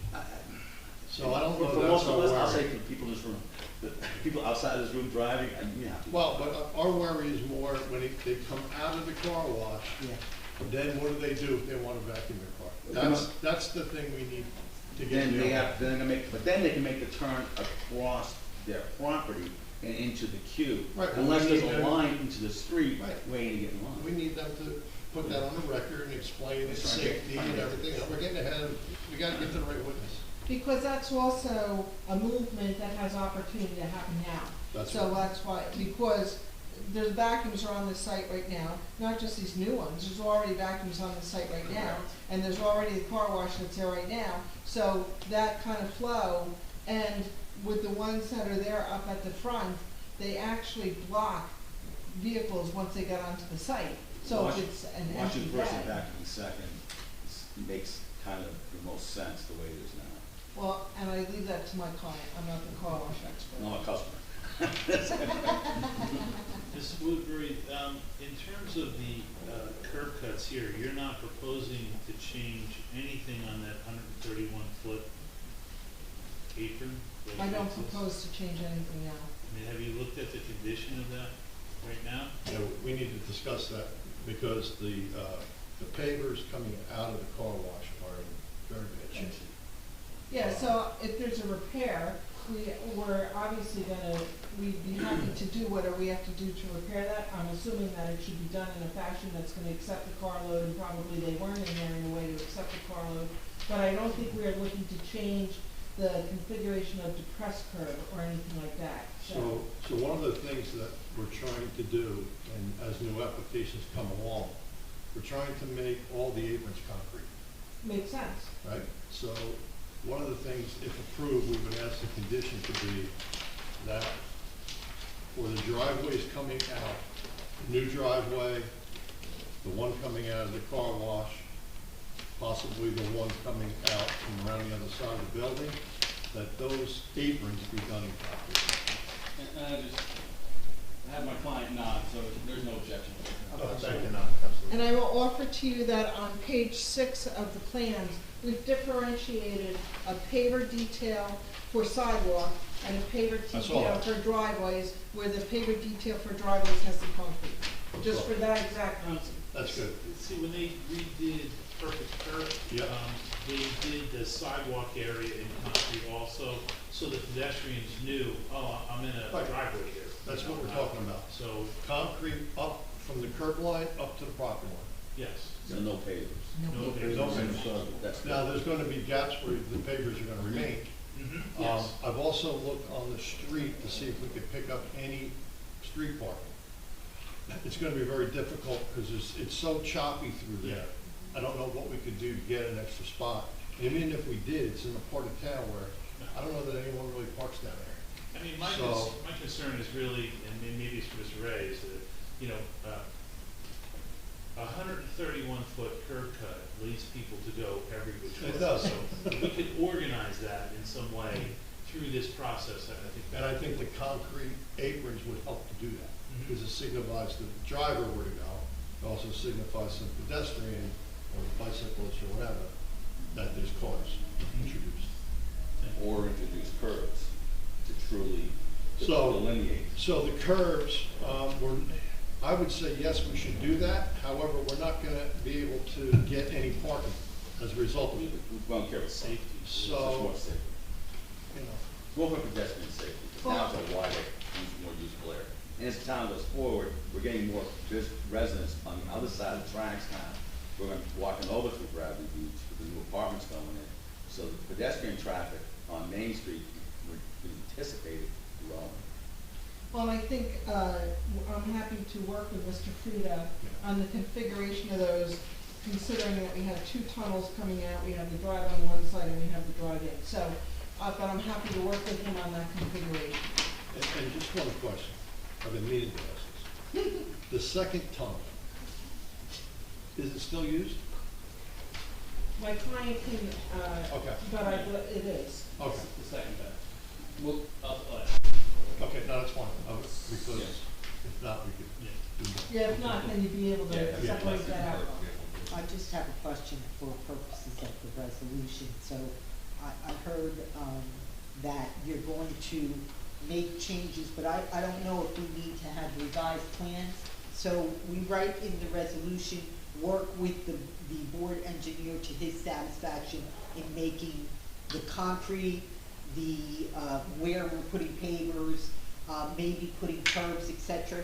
But is any of that going to, so that's how I would propose writing the resolution, And the that's how I condition B. propose to work with him. Right, so what about your, state highway approval? Do you need any approval for lot 5 or just for lot 4? Mr. Ray will discuss it. Okay. He does that. Is any of what we just said going to change, the state? That would be a Mr. Ray question. Okay, And in general, the state pretty much looks curb to curb, yeah, and they pretty much throw everything on either the county or the municipality. Okay. From the curb back to the lake. okay, so our conditions would be We would- okay with There's the like state it's an highway? unwritten, Okay, John would know better, but. okay, And I think the revised plans could be submitted as a condition of resolution. right, right. Resolution compliance. still agree, if we could, Mr. Beekman, if we could get some clarity on, and I'm not speaking for the board, I'm speaking for myself, clarity on the pervious pavement, is that the existing lot coverage for the next zone south of here, the GVW zone, is 90%. So I don't have any issue with 81.8, almost adjoining that GVW zone, if you wanted to do the asphalt. We wouldn't have no issue with that either. Obviously, it would be a much more economical for them. I would just have to work out with your engineer, you know, what he would like us to do. There's no drainage in the area for us to pipe to, so that's always a fun thing. Okay, you know, So, again, I'm just. but we would have no issue, subject to working out what I would need to work out with Mr. Frida. We are just trying to be as environmentally sensitive as possible. You are sustainability, bronze level sustain, you know. They've gone above and beyond with the stormwater, Yeah. on the application. Okay. So, Thank you, just, again. so assuming we get to this, Yeah. so assuming we get to an approval, what the chair is saying sounds to me like you're going to work with our board engineer to figure out that the pervious pavement you were previously discussed and is on the plans is going to be changed To asphalt. to asphalt. And is that going to change your impervious coverage calculation? It will not change my calculation, Okay. because we included Because that's the everything variance outside. you have to get. Right. Okay. So I'll put that as a work with Jerry. We're happy to work with Mr. Freed. So I don't believe there's anything else that you need to add from an engineering standpoint, site plan standpoint. Is there? The only thing that I wanted to just add was in going through, Mr. Frida's letter, we have no problem with, addressing the conditions that he had, and some of these comments would be amended per our discussions that we just had. I did show a line of plantings. We do have that line of trees that's right over there, so we had showed a line of plantings underneath. I showed Bayberry. They would like me to possibly change that, and that would be also one thing that I would ask to just work with Mr. Frida on. You know, we are looking to have something that was native to New Jersey, salt tolerant. It does go deciduous in the winter, as do the trees, but we also go dormant in the winter as well too, most of the time. But that would be, I wanted to just, in full disclosure, say that that's one item that would be in here that I would look to work with him on too for a selection. It would have to be something that would be able to be underneath those trees. Luckily, it's facing the south side, so they're on the south side of those trees. I might be able to use laurel or something of that nature, you know, along that area, and we're happy to do that. And if we could just go through Mr. Freed's letter, there's a few things that we now cover specifically.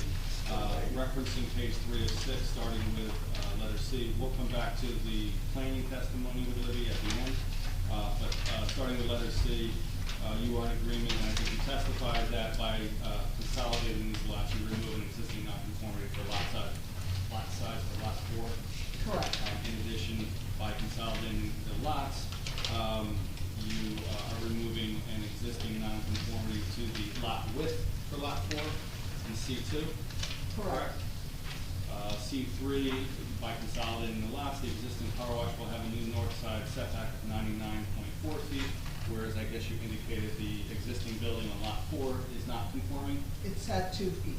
and we'll make it a conforming condition on both sides. Correct. Number 4, the existing lot coverage for lot 5 is 90.8. For the proposed consolidated lot, we're at 81.8. I think we've discussed that at exhaustive length. Number 5, Mr. Frida's letter indicates by consolidating the lot, a variance would be required for the side yard setback. What's your position on number 5 as it relates to this accessory structure? I want to just indicate, I think it says 4.5. Mr. Frida, I think the corner that's a little closer to Main Street's at 3.9. So I just wanted to make sure that we had that. You know, the requirement for that is 5 feet, that would be a C variance. We have to, you can see in the aerials what we're up against.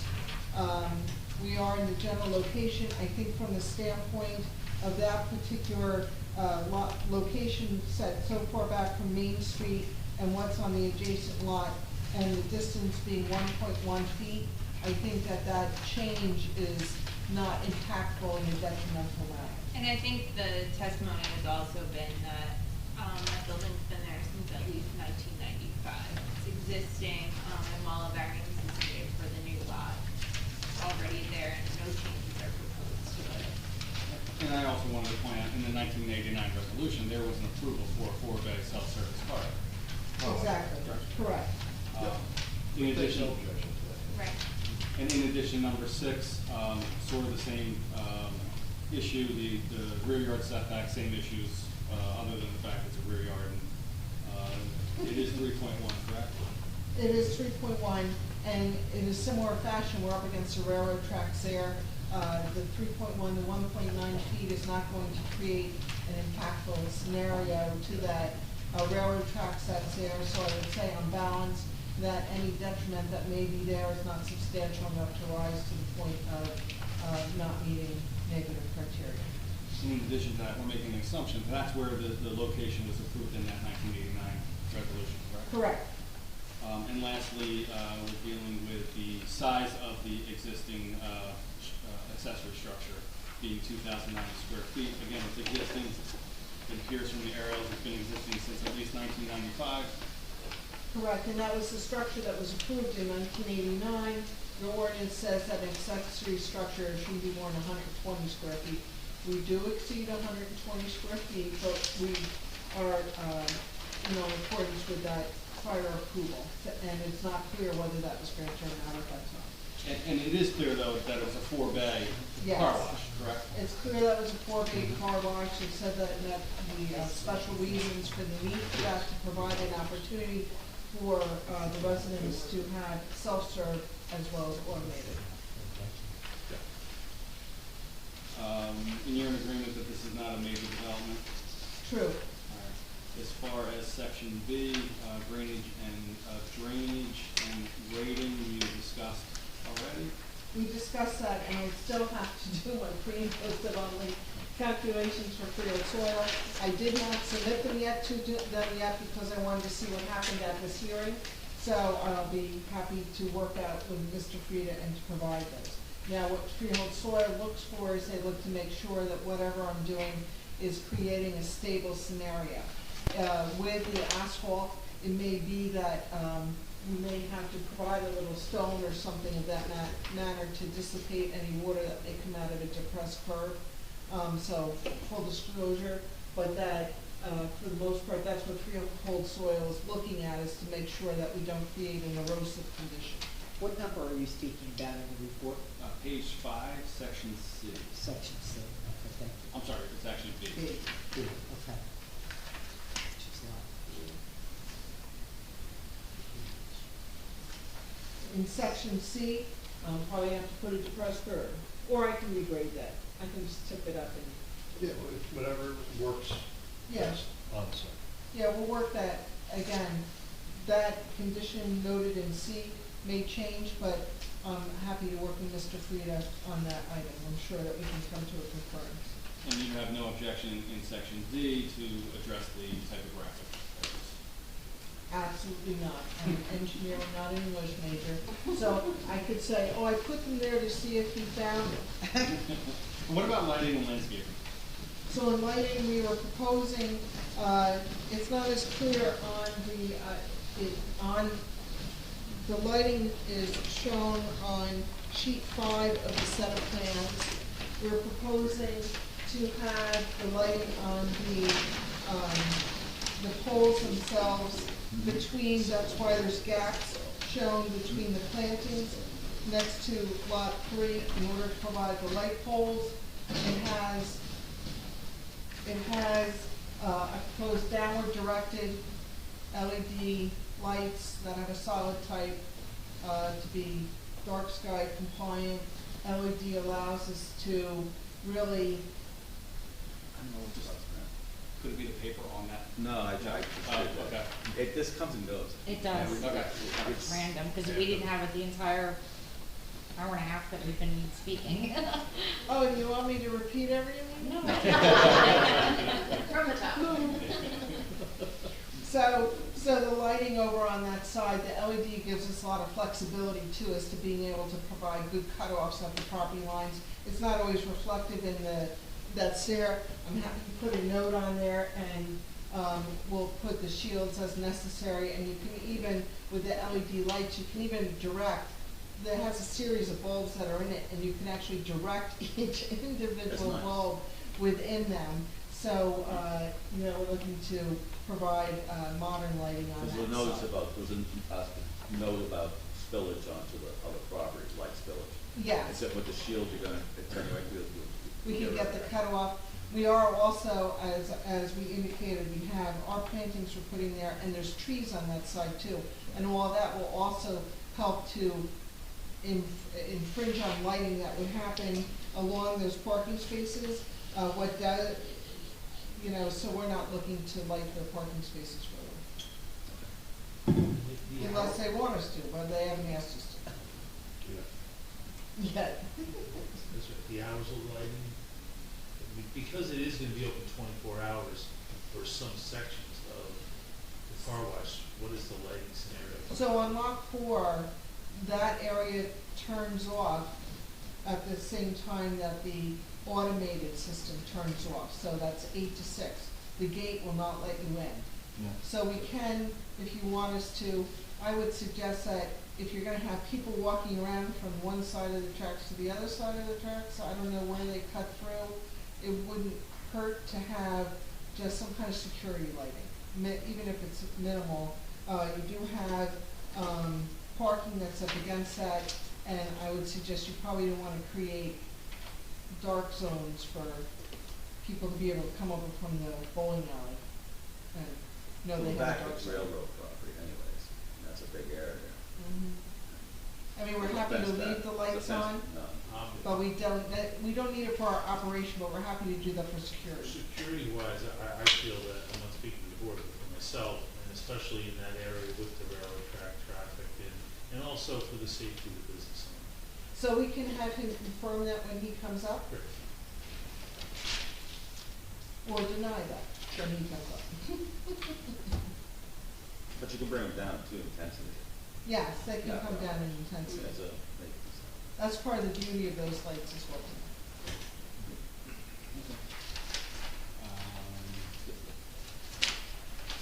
We go to page 66, we talked about the types of plantings. I'm happy to work with him on whatever charts, we just wanna make sure. I had them so that they'd be 6 to 8 feet tall because they would tuck in underneath the trees. And if there's a proposal for something different, like I said, I could change it to laurel, I could change it to whatever, and we're Yeah, happy to work. we don't necessarily have a problem with Bayberry, just wanted to just have the board hear a little bit about what was proposed. And as far as general comments from your standpoint, you know, engineering testimony, no objections to any of those comments, correct? Correct. And I think you've talked about 6B, which is the traffic movements, and I'll discuss that further with Mr. Beck. Correct. And the other items in 6 I will discuss with my client. I think that's the testimony for Libby for engineering site plan purposes. Great, thank you. Any other questions from the board? Mr. Frieda? No, I just wanted to, I know we've talked to Mr. Ray regarding this, and the board, I haven't spoken to you either. But I think there's an opportunity to use concrete to show where you would drive and not drive to swing around the corner.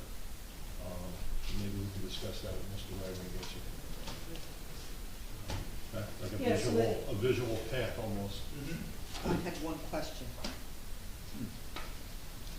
Before we let. Ms. Well, and I will be Rosenberg go. back for planning. Yeah. The picture of the car wash, and you said that this was a newspaper picture, but we had no indication of the date of the newspaper and what newspaper.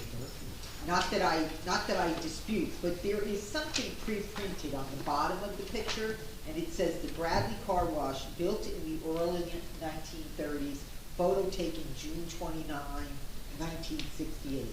Did you put that statement there? No. That And- is, And that photo was actually from, it might even be the wall, so that the wall the of, owner can testify to it, because he provided that picture. okay, so that picture is located within the current business right now?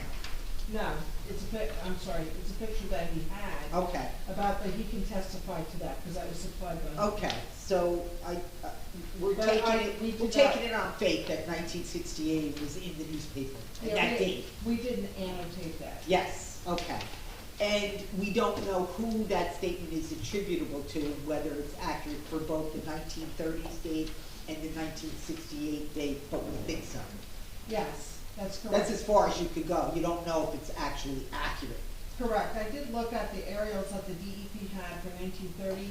I didn't bring them with me because obviously, you know, it's 1930 and they had little tiny buildings on there.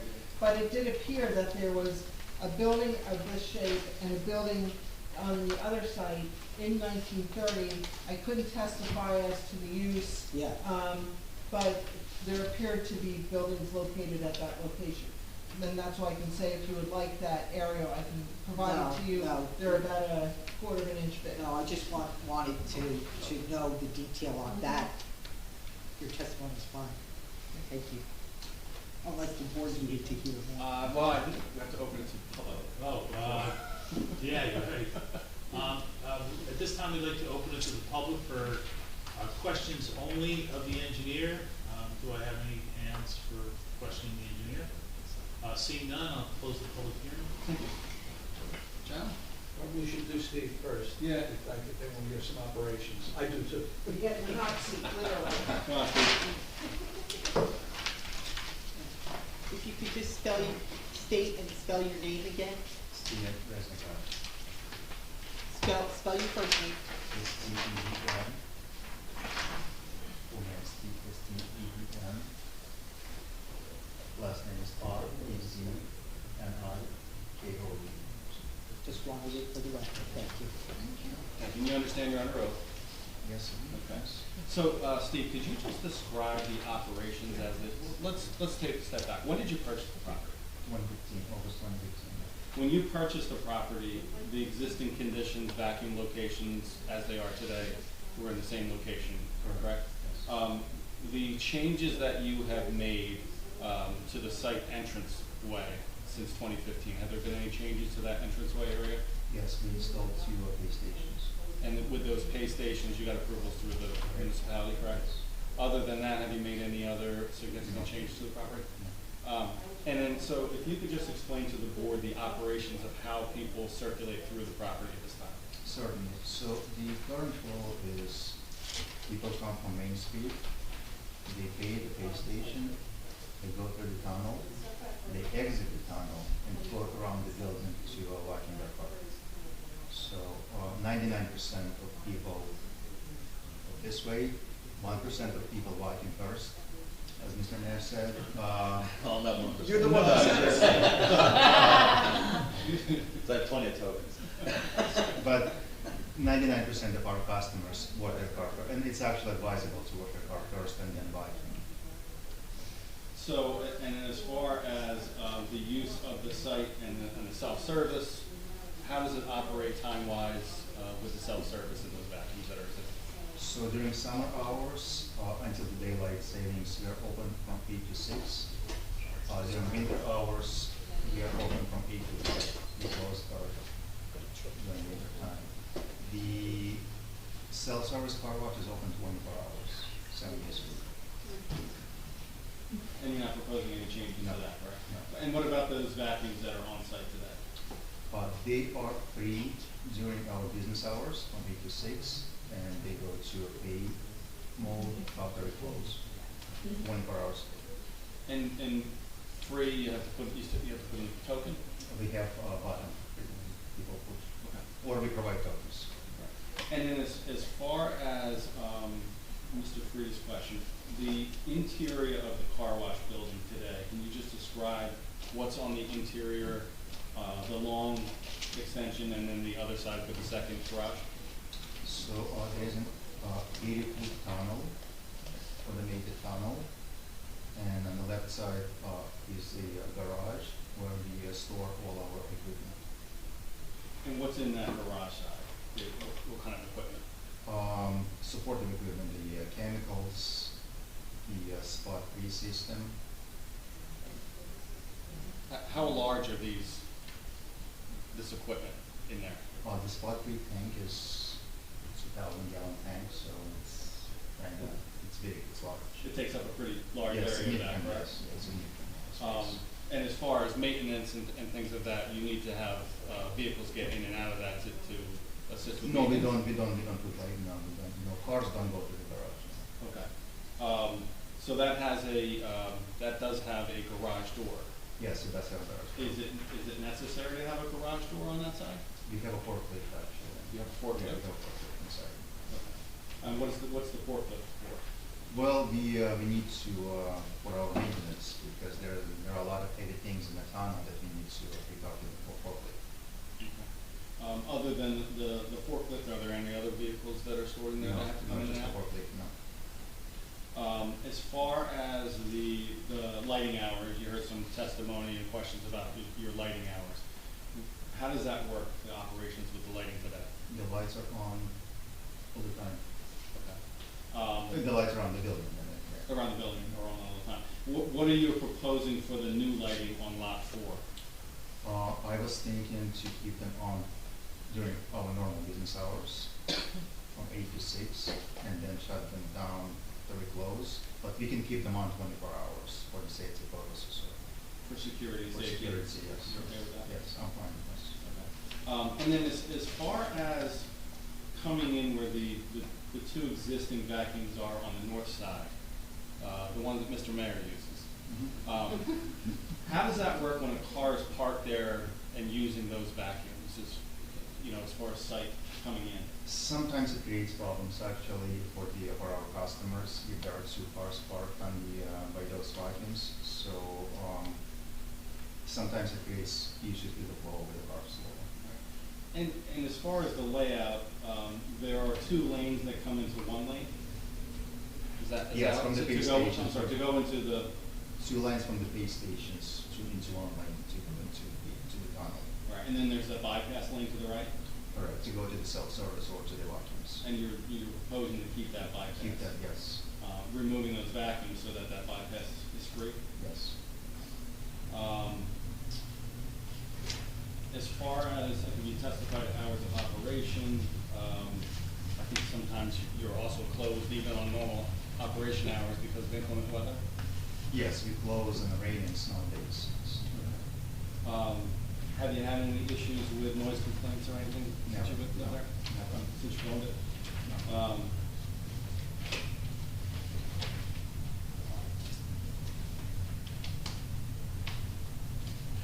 How these vacuums, so the photos that you provided those photos about the vacuums, right? Yes. They show some LED lighting? Correct, yes. Lighting On top of the Right. arch, yes. Are you proposing to have that lighting on the vacuums? Yes, You are? Yes.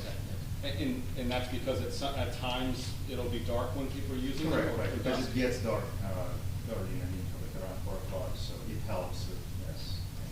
And those are, what's the level of lighting of those? Just directly to the biking area, yes. Okay. And will they get shut off at any time? We can keep them on or we can turn them off.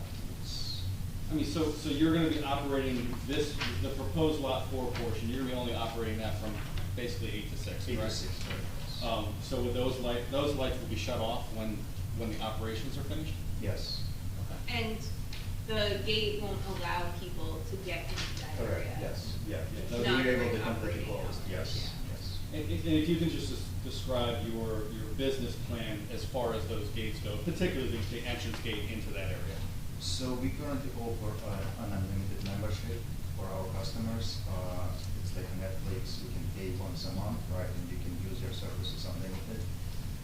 So the new area, we are planning to use it for our unlimited customers only. So they'll have access how? By there is a tag on the windshield, we put a tag on the windshield, and there's a reader, right, that will open the gates. The tag is read by the reader, and the gate will open up. All right, and how does that work with your operating hours relative to using that gate? It's only during our business, normal business hours, 8 to 6. Okay. So if you can also describe, you already have a pay station area. Right. How does that work in your So operating hours? same, 8 to 6. So that's set up, and do you manually do this? Do you? By the computer, when we come in the morning, we open our area using the computer. So it's computer operated, pretty much. And is there any type of warning if someone is using it after hours, if it's left on? It's not, because we have to close the shift, right? Before we go home, we close everything, so we shut down the computer. Okay. And that'll shut down the gate as well? Yes. And so how does the other gate work, the exit gate? Well, the exit gate The is gate. just that there is a loop in front of the gate. When the car goes over that loop, the gate opens up. And that's operating 24/7, that gate? That will be shut down as well. The gate will be closed. The whole system will be shut down after it closes. Okay. So vehicles won't be able to get in and out of Or there? no. Outside of normal hours? And as far as existing traffic movement, can you just, Mr. Ray's going to testify too, but if you can just describe on the record what you have seen since you've been operating this since 2015? So, as I explained before, all the cars, they come from Main Street to the base station. Most of the customers. I'll change my way. You make it 100%. You're doing it wrong. I didn't know it was watching my car wrong. The customers pay the base station, then they go to the tunnel, they work their cars, right? And when they exit the building, they go around the building to revive their car. And do you ever see anyone exit onto Main Street to come back into the No, site? no. There's no reason to go. Have you had any issues with backing up and holding Never. process No, up? no. And then as far as your on-site vacuums, have you had any issues with cars blocking traffic circulation through the property? These two items that we are planning to remove, yes. And what about the one right next to the building in the entryway area? It hasn't been used for years. Have you noticed any issues with the two vacuums that are on the rear of the property? No. There's sufficient There's sufficient. bypass between your rain tunnel entryway and the circulation outside of that? Correct. And what about the vacuums on the south side? Have you had any issues with vehicle circulation No, there? there is sufficient space for the cars to go. Now, once a vehicle comes through the rain tunnel, gets washed, goes back out to a vacuum, how do they exit? The exit from the Main Street. I know, no, but where on the site do they exit from? Do they exit back going through the building? Do they exit south side? They can exit both, either south side or north side. Do they exit, this Well, is all the- entranceway? This is all entrance. No exit here? No, there's no exit, no. The building here, they don't come back through the car wash? No. Right? Or the exit from the south side. They exit from That's the what south you're asking, yeah, the exit, Okay. the exit from the south side. And then you're envisioning, obviously, the exit from the new extension to be an exit only. It'll be exit only, there's no entrance there. The gate will be there, yes. And you'll comply with whatever DEP may require. Yes, as of far as course, that. yes. In addition, Mr. Frieda asked the point of, as far as putting in concrete aprons, do you have any issues with that to designate entranceways and exitways? Not at all, no issues. Do you have any issues if it's required to have any striping arrows or things like that? No issues. Do you have any of those now on site?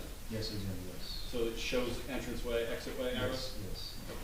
And you'll maintain them, correct? Yes, we update them every 2 or 3 years, yes. So overall, in what's being proposed, do you envision really any change to the Lot 5 site at this point? No, no. only improvement in the entrance by removing these two items. That's the only change. Thank you, I think that answers most of the questions. That, one question, it hasn't been talked about entrance into the new area and the fact that it's members only. How are you gonna sign that? I don't see nothing here referencing any signage for people who don't belong to the club. How are you gonna stop people trying it, because they're gonna see empty bays, they're not wanna use it? Have you seen our arms? Yes, See the signage on those arms that says join our unlimited club? yep. So we're just gonna put the same sign on the arm of the members only or something. Hopefully that's enough.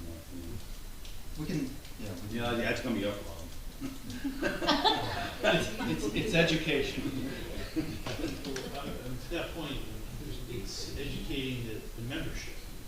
I mean, I'm not sure if Mr. Mayor's gonna join, so. No, right, take away my, baton. But if the members understand that they're washing the car first, I don't know if you can put that in your literature. I mean, that should be the way it should happen. But that's how it is I'm now. not worried about them. Oh, I realize that now, but I mean, so if it's members only, then they're gonna know what to do. I mean, basically, that's. Oh, yeah, no, of course. We have people at the base stations all the time, right? So we have employees at the base stations all the time explaining to customers if they have questions or helping them. The only kiosks I've ever gone to that are manned. We're trying. yeah. No, We're trying. Florida.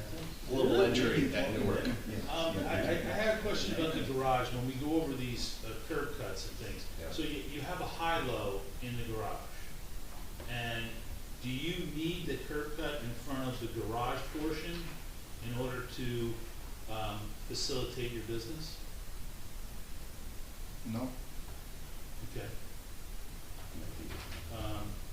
Yeah, I mean, that's an engineering question, but I mean, it's 12. We'll get to it. Okay. So I got that, and then are you, I know we have the gate at the exit to the Newport part on lot 4. But, again, I don't want to force you to leave the lights on. I'm just concerned pedestrians going in there. I mean, obviously cars can't. I personally would prefer to keep I would- one. Okay. I would recommend, I don't think you want, the lighting at its full level, 24 hours a day. But I do think potentially, you know, some lesser security lighting would be, a good thing. Okay. And that would just be something, that the applicant could work out with, the engineer during resolution compliance. Okay. Put every other one on. I mean, I'll leave it up to you, but it's, you know. Can I ask- Yeah, Can Victoria? I ask how many members do you have in this unlimited car wash? How many are there? That warrants that we're doing all this. So how many members are in this unlimited club?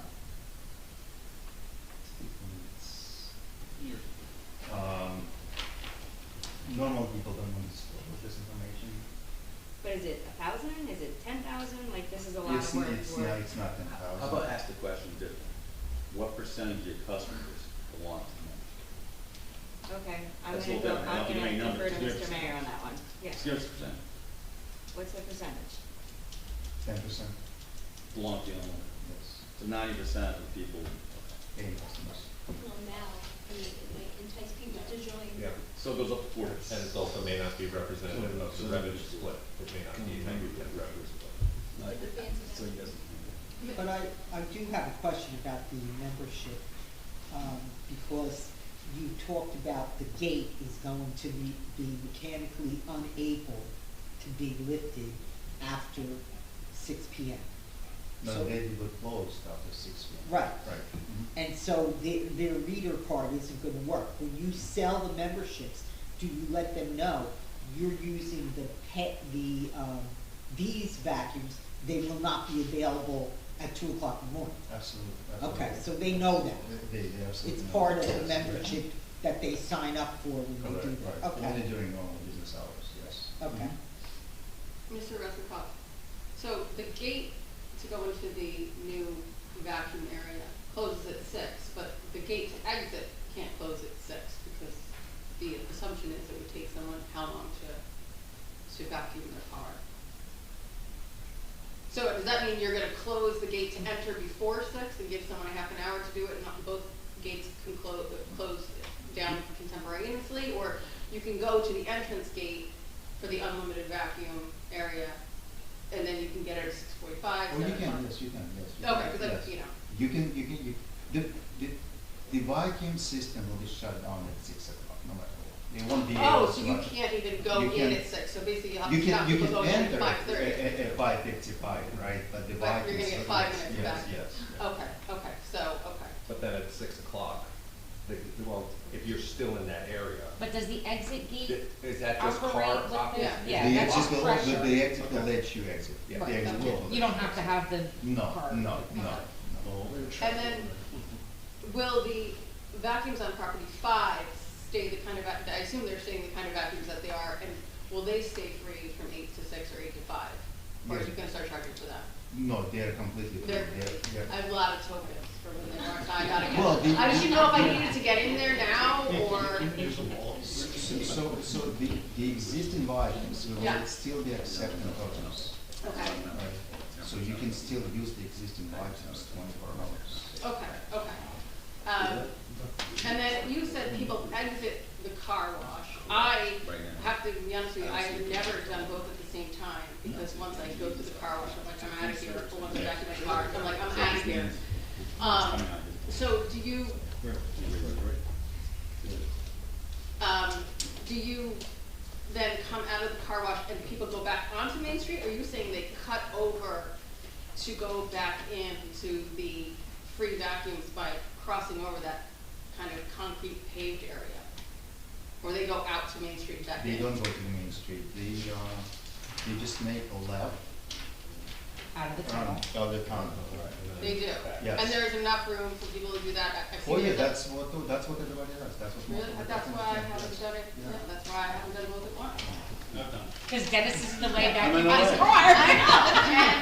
And I was like. The only flaw in that whole thing is during summertime or Saturdays is when the traffic backs up onto Main Street, and it does. It does turn down Main. Nobody's gonna be able to come out of the car wash and access the vacuums. If they're members, they're not gonna be able to get through there unless there's a gap, and you know how they And to be honest, it only happens a It couple of doesn't happen a times lot, a it year. doesn't happen a lot, I know. It doesn't. I know.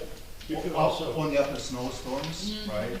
Saturday afternoon, Saturday mornings, yeah. I could have an employee possibly there to have a gap to get people through. Yeah. So the employees at the kiosk, do they monitor that? I mean, that- Oh, yeah, no, absolutely, they're trained, yes, they are trained. Well, and Steve, the point of taking those two out, those two vacuums out, is to leave an open, Yes. bypass. Yes. That's smart, that's the way you gotta do it. So you'll be queuing up two abreast right in the front of the business. Yeah. And then, this is the same question I had before, I don't know if this is a traffic question or an operator question. Do you think that the line to get into the vacuums is gonna be so long that then people coming in to use the free vacuums are gonna get stuck behind the line of people going into the paid vacuums? Because at that point, you can only get one car through. So, based on our car count, right, we are proposing 9 vacuums. We're not expecting a big line on the 9 vacuums. I know, I hope for you that, but yeah, I don't know what the, Wait, With the so, backup. so 9 vacuums, originally someone said. No, 8 existing, 8 existing. Right. I thought there were only 8 new ones. So there's 8 existing. there's 9, there's one right here Right on here, the. buried And right 9 at the top. Yeah. Yeah. 9, right. Oh, that's one at the top. Yeah, It's hard to see in the green. Should've done it. It's easier to see it. I see. I At get the it. very top where the central vacuum is, Yep. there's a vacuum there. You have to catch up. See it now. Okay. Any other questions from the board members? See none, Victoria, do you have a question? I'm good. Mr. Frida? No, I'm good, and maybe come back if we have to after Okay. the Great, traffic. thank you very much. Thank you. Thanks. Open to the public comments? Oh, yeah, we'd like to open it to the public, I'm sorry. Any questions from residents of the public? Seeing no hands, we'll close the public session. Thank you. Thank you. Thank you.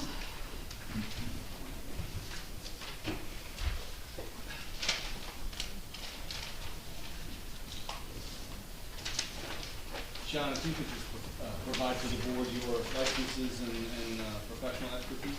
Sure, my name is John Ray, R-E-A. I'm a principal and a professional engineer with McDonough and Ray Associates.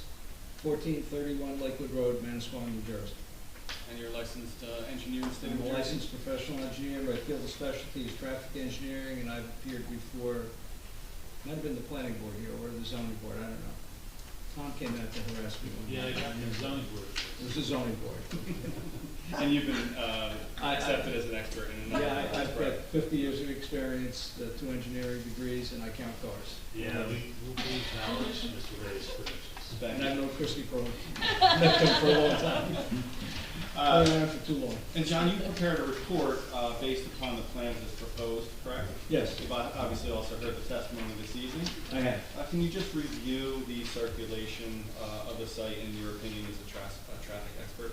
Sure. Well, before I even get into that, my initial task when I was involved with the project was primarily to assist in getting the DOT permit, but also to come to this meeting, prepare a traffic statement with respect to the anticipated additional traffic that the vacuums are going to generate, and to render an opinion on the safety of the access and the circulation.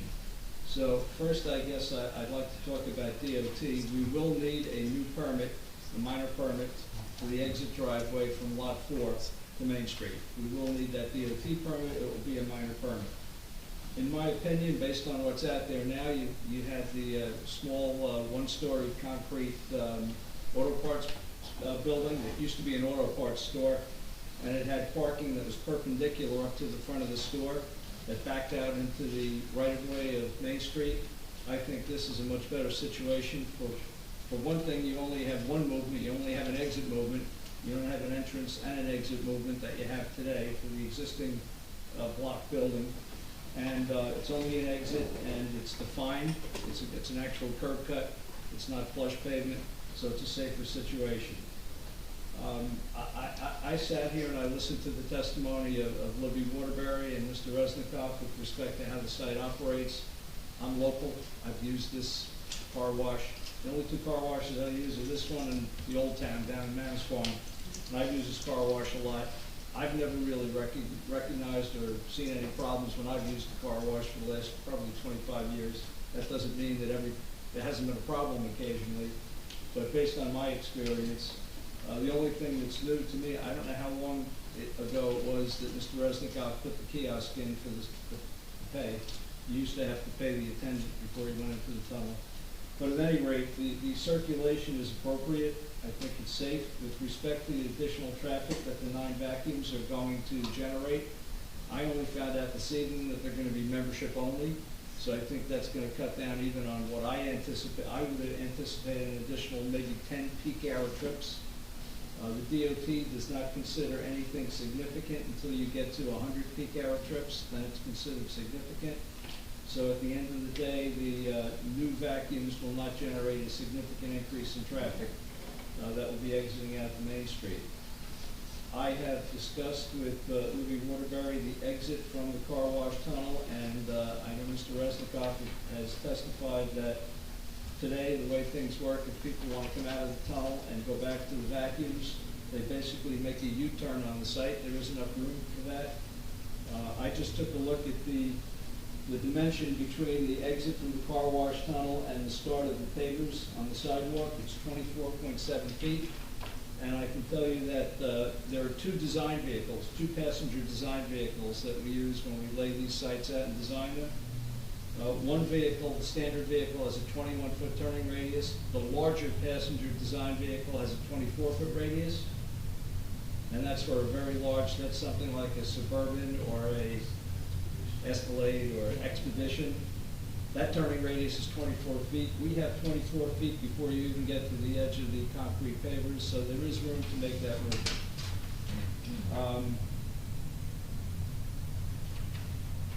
Outside of that, I think the other thing I've heard was, and I think Mr. Resnikoff indicated that the second part of the tunnel on the south side, there's some equipment in there for maintenance, and that he doesn't need a direct connection to Main Street. I believe, based on that testimony, there is a possibility. There's an existing piece of curb that's in between the 2 doors as you come that's on Main Street. There's an existing, it's painted yellow. There's a utility pole and a street light right behind the curb. I think there's a possibility, if the DOT would permit us to do it, We could extend that curb south across where the exit door is from the second tunnel on the south side, if everybody's following what I'm saying. I think there was some discussion about tightening the site up and making the geometry a little bit tighter so it's not wide open. I think there's a possibility we could extend that curb to the south to cover the rest of the building, the extension that goes to the south, if the DOT permits us to do it. We're going to have to make, assuming if we're lucky enough to get an approval from this board, we're gonna have to make a DOT application. And I can tell you that the DOT, especially the minor permit crew, I'd rather have a major permit, but that's a whole other issue for another day. They are very picky with respect to the access code and making sure that everything is right in line with the access code. So we're gonna probably have to finesse this through the DOT to get the minor permit. So I can't promise everybody that we're gonna get that extension of the curb, but we're gonna apply for it. And we'll do the best we can to get it. And John, just to give the board a little background on DOT requirements, we originally had a plan where this asphalt driveway from Lot 4 was not curved, but straighter It out, was correct? flush pavement right out to the pavers. And why was that changed? Well, because the way we laid the site out, we don't need that anymore. We're taking the building down and we're having a defined exit curb cut to Main Street. But we have to have a certain distance to the adjoining property? Yes, and as Libby said, there's what we call a 12-foot edge clearance that's required by DOT from the edge of our curb return to the property line on either side of us. We need 12 feet of edge clearance. And that's why that driveway, the exit driveway from Lot 4 is curved a little bit to the south to achieve the 12-foot edge clearance to the bowling alley lot. If you add any curbing on Main Street in the area that you were just discussing, is that 12-foot requirement gonna have an impact No. on anything? No. I don't really have anything else. With the- I know there's lots. With the curb? The other witnesses answered a lot No, of in questions. your opinion, the curb, if you say you get that curb put in there, is that gonna be yellow stripe, is yellow? Can be. Is it gonna be unusable It depends. by town? Depends on you guys wanna put a parking space in there. Yes, that's those, I mean, a parking spot, here's the thing, there's a little bit of a change now. They verified that the second tunnel is not used right. in that fashion. So basically, between the south exit and the exit from the first tunnel, there is enough room to put a parking space. That's There curious is? about. There is. Okay. So it's not necessarily have to be, It's not, I don't know that you would, parking spaces tell us they're cold, but we could have them put one there. Provided there's no fire hydrants or anything else. there's a pole there, so. There's a utility pole and a street light. The only thing I would say regarding possibly putting a parking space there, I happen to agree with Mr. Frieda. I don't think there's a big demand to park on that side of the street in this part of town. And having a car parked out there to potentially block the sight distance for someone coming out of the car wash tunnel, looking back to the right to observe northbound traffic on Main Street, I don't think it's worth it. What's I the agree. point, what's the point of doing it? It's not. So I believe yellow curb. What's the point of doing it? Yeah. Define because otherwise you have 131 feet. But you can put it another way too, you have a visual way to the concrete, but you can put in new aprons anyways. You could have the aprons defined either through a pattern of some sort this is a egress from the car wash and sidewalk area is gonna be a different texture. Yeah. You could do that instead. What's the point? Well, to create the curb, you're now setting up for where the sidewalk is even. Otherwise, the sidewalk is just tilted like this. What's the way it is right now? Yeah, I know. So now we can level it for that section, No problem. which is about 18 feet or so, Jerry. Yeah, a little bit more. And then also you have this other area between the south side of the exit on Lot 4 and the north side of the entrance on Lot 5. That's another section where we could put curb. My feeling is it delineates the driveways better and then establishes the walking area, right? I think So it'll- if that's the board's preference, and that's a sound reason, you make that a condition of approval if it's to be done. Subject to DOT. Subject to Subject to DOT. DOT. That But would be, that's- yeah, that would right. be a highway occupancy permit, not a access permit. Right. And then, provided everything's good, Libby can adjust the plans, provide plans, we can review them, make sure everything's the way you were looking for it, and we can go from there. So, condition of approval, Just a point of information, it's my own curiosity. You had said 10, since it's a members only, you're anticipating maybe 10 per hour. If it wasn't a members only, what would it be? You can give a guess. Might be a little bit more, I would, What's a you little know. bit? Most people, when they go into a vacuum, even if the vacuum only lasts for 5 minutes, they're there for a little bit longer than that. It could be 20. Okay, I'm just curious what Yeah. the difference is. It's someday that might go away, the members only.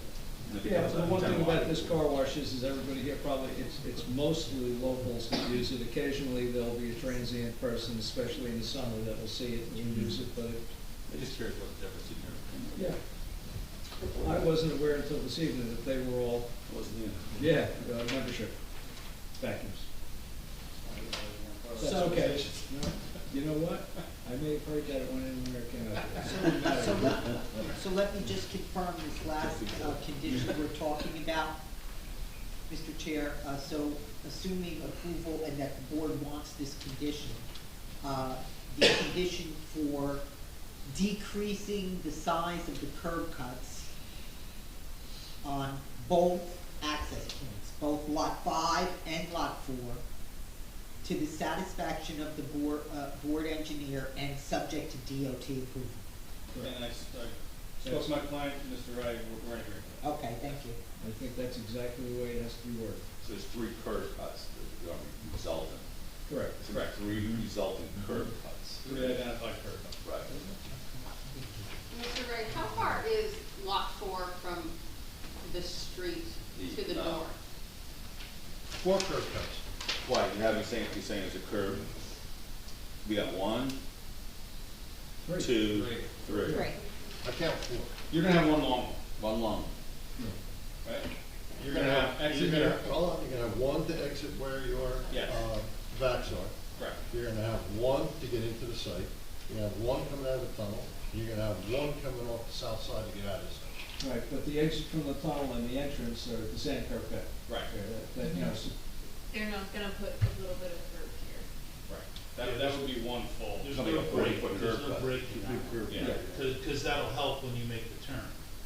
the other You make a left or a right. Yeah. I know, that's what it is now though. That's the curb. I don't know, I think there should be 4, but, okay. Well, no, that's I a mean, valid point. we don't have a problem working with your engineer Okay. to confirm That's a valid what's point. appropriate. It's a good point, if it works, we could do that. That's not a problem. Let's define it though, which way it's gonna be. So it's not- Well, I think I it think has to be developed the way DOT's gonna approve it. Right, and you sign up on it. I have to sign off. Right. I That's- mean, I'm not gonna trump DOT between all the people in this room. I can try. Those changes, I believe those changes would be helpful. yeah, and we don't have an objection to that. They're fair and simple requests. Yeah. I think this that's your call. Any other board members? Yeah, Mr. Ray, how far is the new exit on lot 4 from Lake Terrace? And Lake Terrace is a two-way street, correct? Yes. Lake Terrace is across the street, if I'm not mistaken. Is that- Yep. Yeah, so I'm I didn't measure it, I don't know if somebody has an aerial photograph. just, is that, doesn't look pretty far. Oh, here, I see. It looks like if you would measure it center line to center line, it's probably about 50, 60 feet. Yeah, because that crosswalk goes from the corner of Lake Yeah. Terrace almost over to lot 4. Got it, I see that. So I'm thinking, you got cars going left or right out of Lake Terrace, and then you've got cars going left or right out of now 3. Well, you already have the site approved. That's already an existing condition. We're condensing. And it's only an exit. Right now, you could theoretically, if the building that was on the site reopened as some kind of a commercial entity, you would have people heading in and backing out of that space. And actually, it would be closer to Lake Terrace, because we're pulling it away 12 feet. We're doing the best we can, yeah. No, it was just a question. Yep. You know,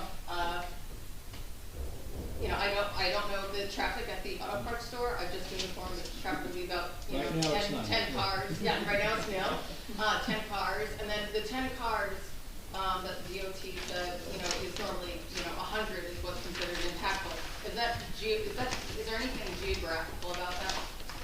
Geographically. In the sense of, we are a beach community where it gets very congested in the summer, so 10 cars on another state road where, you know, could be nothing, 10 cars on a road like Bradley Beach in the summer, turning, Yeah, may or may not be more impactful depending on the geography. No, the DOT doesn't really, you know, differentiate. The only thing the DOT does is they maintain some permanent traffic count stations, and when you do traffic studies, if you're on a recreational road, you have to make adjustments. If you take traffic counts in March, you gotta adjust them to, you know, summer month. So you gotta bump the counts up. You know, they make you make adjustments. That's about it. Okay. And what were the reasons that there was, that the flow doesn't go the other way? That from lot 4, the entrance. Entrance. I haven't given that a lot of thought. It probably, I think the testimony from the engineer was then Was the something about vacuums the- would have to be on the other side oh, okay. and be in the setback. Vacuums would have to be, The north Go side. the other angle. You have to Yeah. flip You have to it. put it on the north side. because Just flip 'em? you couldn't come in and go left into the Well, vacuums? here's the other thing I think is the entranceway, you're gonna have all that queuing in the entranceway. This avoids the queuing in the entranceway because you're entering as far away from the intersection of the road as possible. Oh, Mitch brings up a good point. I- Something we haven't talked about. Yeah, that was my first thought was like, okay, because, you know, because you have to vacuum first before you wash the car. And then we were coming up, going into the vacuums, only did I realize that the vacuums were pointing the wrong way. And then coming in, and then washing Yeah, the you car, could- so it just seemed like, okay. You this couldn't is- get to the pay kiosk if you vacuumed your car. Yeah. That- well, Yeah. You know what Yeah. else, Yeah. That change. they'd have to go around the building Yeah. and come out the south entrance, and then you can't go all the way across the front to get back to the pay station to wash your car. Okay. Then you'd have to go out on Main Street. Or people would learn to vacuum first. It's true. Vacuum second. No, that makes sense. Or you move the vacuums into lot 5, and you have the entrance looping up, feeding the beginning of the car wash. And then you could come out of the car wash, as you do now, supposed to do, and turn into your vacuums. I think he wants I- the pay I know, I'm just. pay vacuum I know. separated from I know. the Yeah. non-pay vacuum. There's a way of doing this. But, we'll have to- Are you done? Yeah, thank you. Mr. Chair, I just I have do two have a things. question for the locals. Whatever happened to Bill Ruggies Auto Tech? You know, he talked to the auto, It's approved for 18 two-bedroom oh, apartments. I went down there to get my car service one day and it was shut down, it was gone. Those I years used to ago. go to them all the time. It's close years. I know that, yeah. But I didn't know why or how. I thought he was gonna sell, you know, this doesn't have to be, I thought he was gonna Not have his chatting son. on the record. I thought he was gonna have his son and his son-in-law take the business over, but nobody knows. Okay. Mr. Chair, I have two things. Oh, yes. So, just two things. One is you're going to submit a consolidation deed with the meets and bounds, which will be subject to engineering review for the legal description and, legal review just of the deed. There should be a mention of the resolution in there once you do that. That's correct. And you'll do that within how many months? Well, we have to submit for DOT, so I don't wanna do that before we get DOT. Okay, so within a reasonable time after DOT approval is gained, so the DOT approval should be reasonably processed. We don't want the consolidation deed hanging out till the last minute. That is correct. Okay, very good. And the second point is, for members who use the car wash, I am assuming that no one has a conflict of interest or financial interest in any way, and that you've feel comfortable voting on the matter before you, correct? Only if tokens are still good, so. Okay, I just, there's been a lot, and obviously, we all live in town, and this is a car, well, I don't live in town. You all live in town, and this is a car washing town, and I'm confirming for you that everyone has the ability to be objective to vote on this matter. Yes, I'll disclose I'm not a member. And we just have to open to the public. Sure, I'd like to open it to public for questions of Mr. Ray, the traffic engineer. Seeing none, I'll close the public session. Thank you. And thank you, Mr. Ray, and I'd like to, We're gonna bring back Libby just to provide planning testimony and oh, okay. wrap it up. This will be strictly planning. Strictly planned. Okay. Yes. I'm switching my hats. Yes. Sure. Are your other glasses on? I don't have any of them. So, Libby, as a licensed planner, can you just provide an overview? Obviously, you heard all the testimony, you provided much of the testimony this evening. So if you could just provide an overview of your opinion from a planning standpoint as to the variance. So when we're looking at, we indicated that we're looking at a D1 variance. I guess we've come to the conclusion for the whole thing, and no D2. Is that what we were saying? Yes. But in any instance, it's going to be a similar type of testimony anyway. So in going through that, we obviously have to provide our positive and our negative criteria. We had provided to you, and I think we discussed it briefly before, and if I did not, we have provided to you pamphlets and the poster that come from the NJDOT, as I mentioned to you, and they're actually encouraging you to not clean your car in your driveway because of issues that arise environmentally. That the water in that instance, number one, the chemicals are not necessarily controlled as to what they are, where a car wash you're controlled as to what it is. And when you do your car in the driveway, that the water then washes down and goes into the storm drains, and that the water is considered polluted, and then goes out into the rivers and the bays and the oceans and things of that nature. They've actually provided you the one poster that's in the back that says when you're washing your car in your driveway, you're not just washing your car in your driveway. And it says down at the bottom, rain washes pollutants into storm drains and directly into our lakes, rivers, and oceans. So what should you do? Take your car to a car wash where the water gets treated. At this entrance, and with car washes, there's a couple ways the car washes deal with water. One is that they may recycle it. If they don't recycle it, it goes into the sanitary sewer system. It's regulated by the sewage authorities as to how much flow and what kind of chemicals are going to be in it. It's treated at the treatment plants. So it's controlled, it's treated, it's then dealt with in a proper fashion. So they're asking you to please not have your car done in a driveway for environmental reasons. The second pamphlet that they had that kind of goes along with that was one that was encouraging community organizations who do car washing fundraisers to do it at a car wash for the exact same reasons that we just said.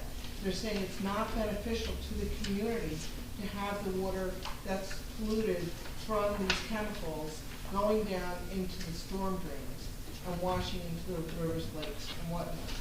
So in that instance, it's not us saying it, it's the DEP not only saying it, but advertising it. So in that instance, one of the first things that we have to talk about when we're dealing with our variances and our positive criteria is our special reasons. And special reasons are how do we help the general welfare of the community?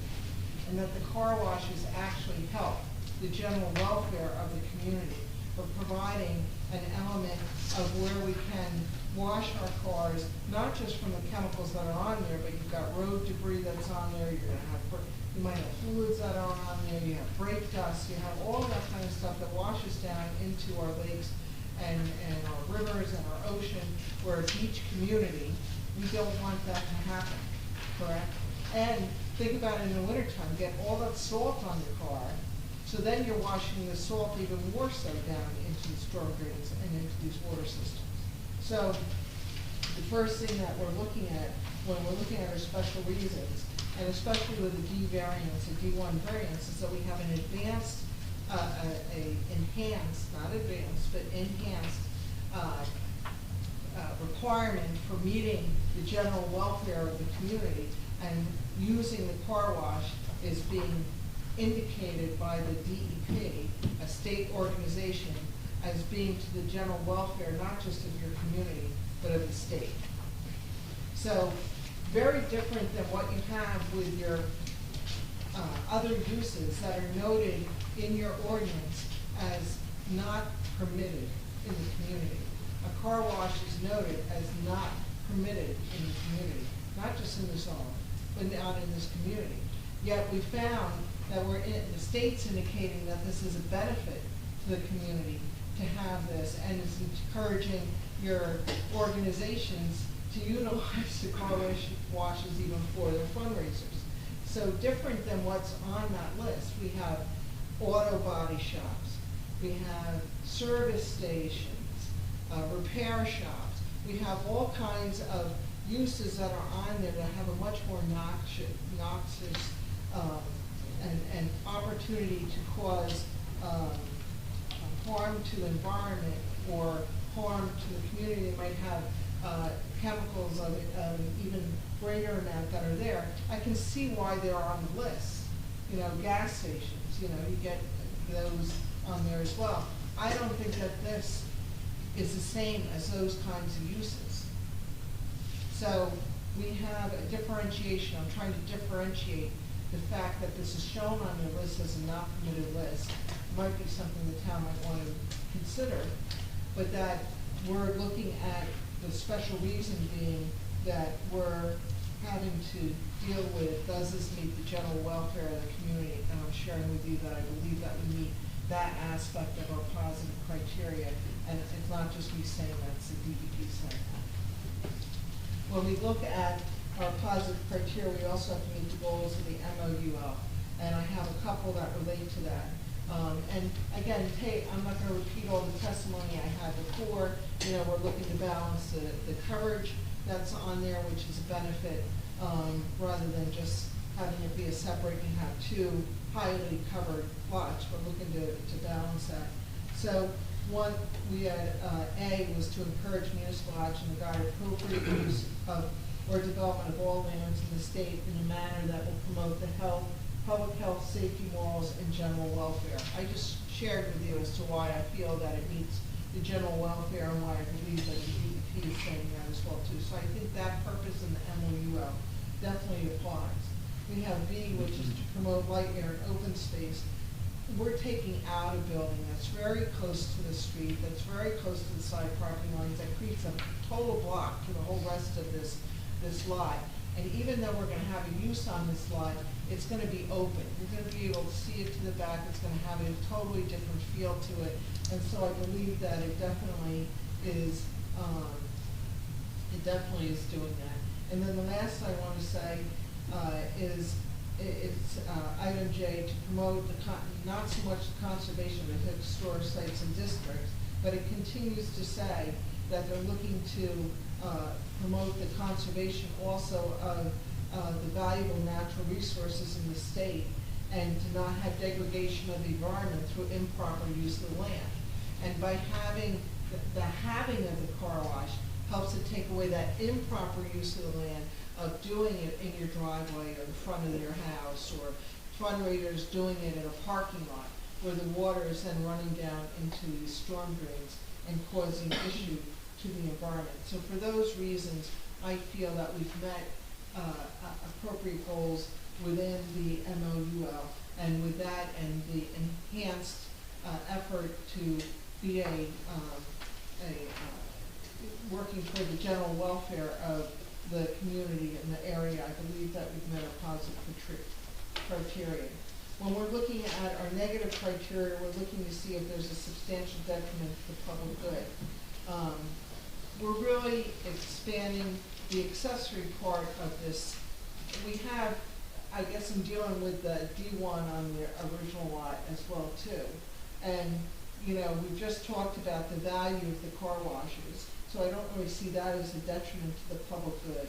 And we're expanding the part that's less infringing onto lot 4 with no additional tunnel, you know, that we're providing the arms. So I don't see that being a detriment. We're looking to balance the coverages, which I think is a help. We're putting the central back, which would be the thing to possibly have a noise to the back of it, so it's placed to the rear of the facility, furthest from the nearest residential dwellings, again, looking to minimize negative impact that would occur. So I would offer to you that, based on the above, that I feel that the D1 variance and the C variances, because they have similar, maybe not rising to the same degree, but similar types of proofs that would be required. We have to show that the property is unique, and that the property is uniquely and particularly suited for the proposed development as it's directly adjacent to the car wash lot. We wouldn't have this opportunity, you know, if it was 2 lots over. You know, the fact that it's adjacent to it, and being adjacent to allows the developer to develop the lot with less coverage than would otherwise be done to try to balance out the two. I feel that we're consistent with the goals noted in the master plan and the ordinance as we're bringing the site into a greater bulk requirement conformance. And although that we're on that prohibited list for the reason that I just told you, the intention of the goals is to not, I don't feel it fits into the same category as the other uses that are prohibited. And that we propose several of the specific goals noted in the borough's master plan as well as the MOUL and supporting actions that are requested by the DEP by having it be done at a car wash. And part of those goals that are in MOUL, as we said, you are a sustainable community. Part of the sustainable community is dealing with green type of development.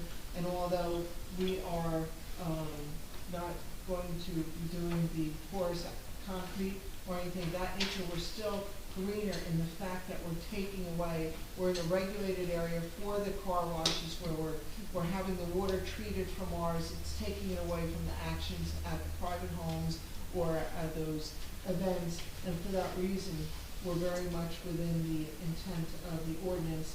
And master plan, they also look to have non-conforming uses become more conforming. We've done that by taking away several variances that exist on the other lot. I offer that the variances can be granted without substantial detriment to the public good, and I enhance that word. It's not, is there a detriment? You can probably find a detriment in anything, but the main thing is there a substantial detriment? And I feel that the benefits that we create here outweigh any detriment that may occur. The variance does not substantially impair the intent and purpose of the zone plan and zone ordinance. Again, since we're prohibited, listed as a prohibited use, I don't feel we fit into that. I feel that we meet the general welfare, and so we meet the intent of those documents. And that the development advances the purposes of the MOU Act by the deviations from the zoning ordinance requirements noted above, and that the benefits of the deviation would substantially outweigh any detriment.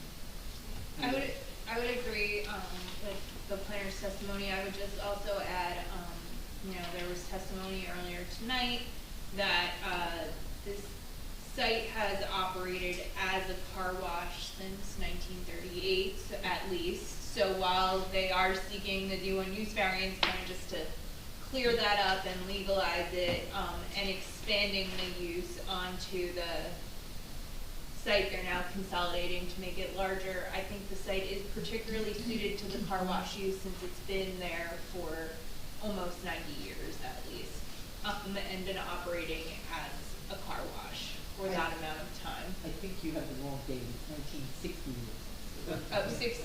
There is an indication on a photograph that it exists from the 30s. Okay. But what the photograph is 1968. So the photograph said 1968, but the car wash was there since 1930. Yeah. So both dates, but still a very long time. Yes. I would just also say, I think, you know, the applicant is proposing, a lot of improvements to the site that are beneficial to the community as a whole. In particular, those, curbs, if we can get them, and reducing the overall curb cut on, existing lot 5. Yeah. And I think just the reduction in the total impervious coverage of the site is an improvement as well. So what she said. And Lydia, I just have one question. I want to bring you back to 1989 and a resolution from 1989. Are you in agreement that what's being proposed here are components to the car wash, and that the car wash will still operate in the same manner as the current operation today? Correct. Thank you. Can I just ask one question? Jerry, again, the impervious, it's impervious concrete. Is that a deal breaker for you, having or not having it? You don't care? No, I have no objection to it being there. It does have a benefit. That's what I was curious And it's about. not included in the calculations, so they're not. We know that. So if They you'd don't like to move maintain it. forward with it, that's fine. It's more expensive to install. Yeah, I think just the issue with, pervious concrete is often maintenance, so that would just be something, you know, someone would need to make sure it's maintained, because if it's not maintained, then it doesn't act as pervious. Then I would think this big and maybe for the future. Don't put it on the table if he's not taking it back. You know what I'm saying? Because I think it's a good, I think it's a good idea. We have no problem going either way. You know, I think it's a good I idea. understand that the concerns and the comments of your engineer, and again, we're asking for the variance. We put it in there, but we're If you asking feel for it's the not variance. necessary. No, I think the way they proposed it is fine. The borough's in good standing here either way. But I'd like to hear a decision to say yes or But it seemed to me like they were gonna move forward with the forced payment. no. No, they're not. The statement just made it wasn't. Yeah, that's what they said. And that's why I bring up the question. The way I understood it, I thought you were moving forward with forced payment. Well, when it was said that you take the asphalt, I mean, we'll do asphalt, we'll do it either I way. know that's mean, what we it don't said, have it a just problem said either way. summation too. So that's why I'm a little confused. Which way are you going with it? I want to have a definitive answer, yes or no. So does the board What have a does the board preference? want? I don't know. I'll speak for myself. I'd like to see it. Because I just think any way you can control water runoff is. Listen, great. if But it what works does for it say? 5 years, Right. you get a And 5-year if the benefit. board says no, I have no. And if they don't dog in this. maintain it at all, then it's just like It's gonna it's turn into asphalt. regular pavement, Right. and it is what it is. Right. I mean, I have no preference either way. Yeah. The ball is really in the applicant's court. We've Right. given them the option by proposing to grant the variance for the 81%. Yes, but you know, the porous pavement needs to have an operations manual Yes, and which would maintenance be manual included. submitted and reported. You know, So- that also does lay a burden on the borough as well, because now you have to Yeah. go forward year after year. DEP includes that in your stormwater control maintenance program every year annually. So there is a lot of extra work that comes down, which I don't think we have any of that right now. Well, the code department's overwhelmed already. Well, just- So it's less for them. I mean, the reason it doesn't bother me to do the asphalt, and I've said it already, is that the GDW zone, literally right down the street, is 90%. Yeah, all right. So I Exactly. think they've done a very good job in terms of balancing, especially with the reduced building coverage at 15%. So if I could then propose on behalf of the board that they consider putting regular pavement in and not using the forced pavement. Okay, that gets eliminated, on that, we just eliminate it from the. How's that? Right. All right, I just want to be leaving ambiguous. Yeah, no, That's what it was. we are happy to comply with asphalt. Okay. Right, and I do wanna, I did enjoy your testimony, Ms. Forberg, and I think you led with something that, is pretty interesting. You led with, this unique opportunity. And the opportunity is that either the owner of lot 5 or the owner of lot 3 had to buy this lot. Mr. Resnicott decided that he would do it, and that is a unique opportunity. So, anyway, I just wanted to. So you have a summation? Well, I guess we have to open to the public. Oh, yeah, well, thank you, sir. If any members of the public would like to comment On the application, you can step up and be sworn in by our board attorney. Seeing none, I would close the public session. So I would just say that what our client is doing is really in compliance with what happened in 1989, and the fact that the Board of Adjustment has already had a decision on this property. The benefits are, it's increasing the size of the property, it's bringing down the overall impervious coverage of the car wash site in general. We're bringing it fairly substantially close to what's allowed in the zone, as Mr. Chair pointed out, and the zone right next to it allows 90%, and we're well below that with what we're proposing. I think we have provided sufficient justifications for the D1 variance. For a D2 variance, we are proposing only to add accessory structures, not additional expansion of the actual car wash facility. As Libby testified, there's some significant benefits to car wash facilities. I'm sure that when this ordinance went into place, car washes were looked at a completely different way. They were noisy, and they probably didn't recycle water and do the things that have to do today. There's some significant things that our client has to do to be in compliance with, his stormwater management, his environmental management of the property, I think the hours are appropriate. The operations really aren't going to change, other than the fact that he's going to open this area to his customers who pay a membership fee. In the long run, if they use it a lot, they're going to actually save money as opposed to the paying customer. But that's up to the membership. But our client saw an extremely important opportunity here to buy this lot and to add these extra vacuums to help with actually the flow of traffic on the site for the membership, while at the same time not increasing his operating hours beyond what's already there. So I would submit that what we're proposing is exactly what the Board of Adjustment said in 1989, and that it's compatible with the car wash on the premises, which is still in operation in the same manner in current operation today. Thank you. Thank you, Mr. Weekly. Mr. Chair, just one Yes.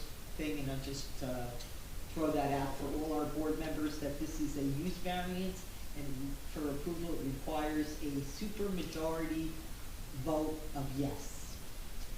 That would be 507. Right. Yes, instead of. Do we have a motion from the board? Yes, I would move to approve the application. Second. Let's go over some conditions first. I don't have a list. I can get you started. if you want. Okay, go ahead. Okay. I should have made a list of Subject to the that. conditions. Right. They're going to add a masonry block face wall around the trash area at the gate. All aprons to be concrete from the curb line to the property line. They gotta go to DOT for approval of their access plan. And then we're gonna coordinate that through my office, any changes for the traffic going from out of the tunnel back into the queue. Okay. Okay? And additionally, there was a review of Jerry's report, and in acquiescence to compliance with the report, except for specific things where they will satisfy our board engineer. And they will comply with the report, and if they can't comply with the report, they will have to satisfy the board engineer. So I'm gonna write that in a general way. And I would just, can I Go just ahead. add, I would Yeah. just add another condition was, they'll work with Jerry on the lighting, that they will not keep all of their lighting on 24 hours. They will reduce the levels, but they will have some safety lighting on the site. Absolutely. On lot 4, yes. Absolutely. Consolidation. And the Right. consolidation. The consolidation deed is a condition of approval. The consolidation doesn't require the DOT. No. No, that can happen. Yeah, Consolidation. Yeah, they'll probably want. Well, if there's a problem with DOT, they might not move forward, so I'm not gonna consolidate the deed until I know I have all our approvals in place. And the last thing that I have is the removal of the porous pavement proposal, and in lieu, it will be asphalt Is that what we're doing? Yes. Yeah. Okay, so Right. then there will not be a requirement for the maintenance and operations manual. And let me just see. You also have landscaping. That was I gonna have be worked out with I have Jerry lands, Hawkins. yeah, I have the landscaping subject to, Mr. Frieda's approval. Just look and see if there's anything else.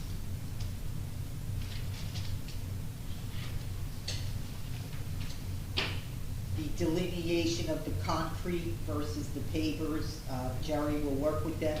The amount of curb cut will be decreased, subject to approval of Jerry Frieda and subject to the DOT.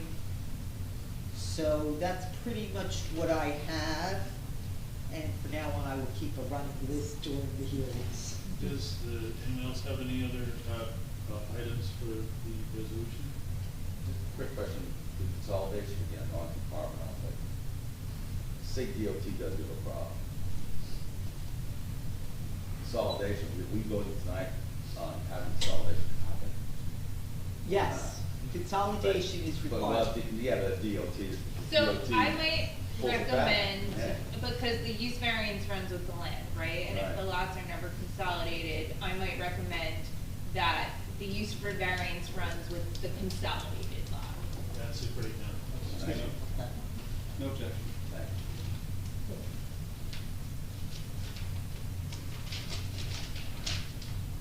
Use variance, D1.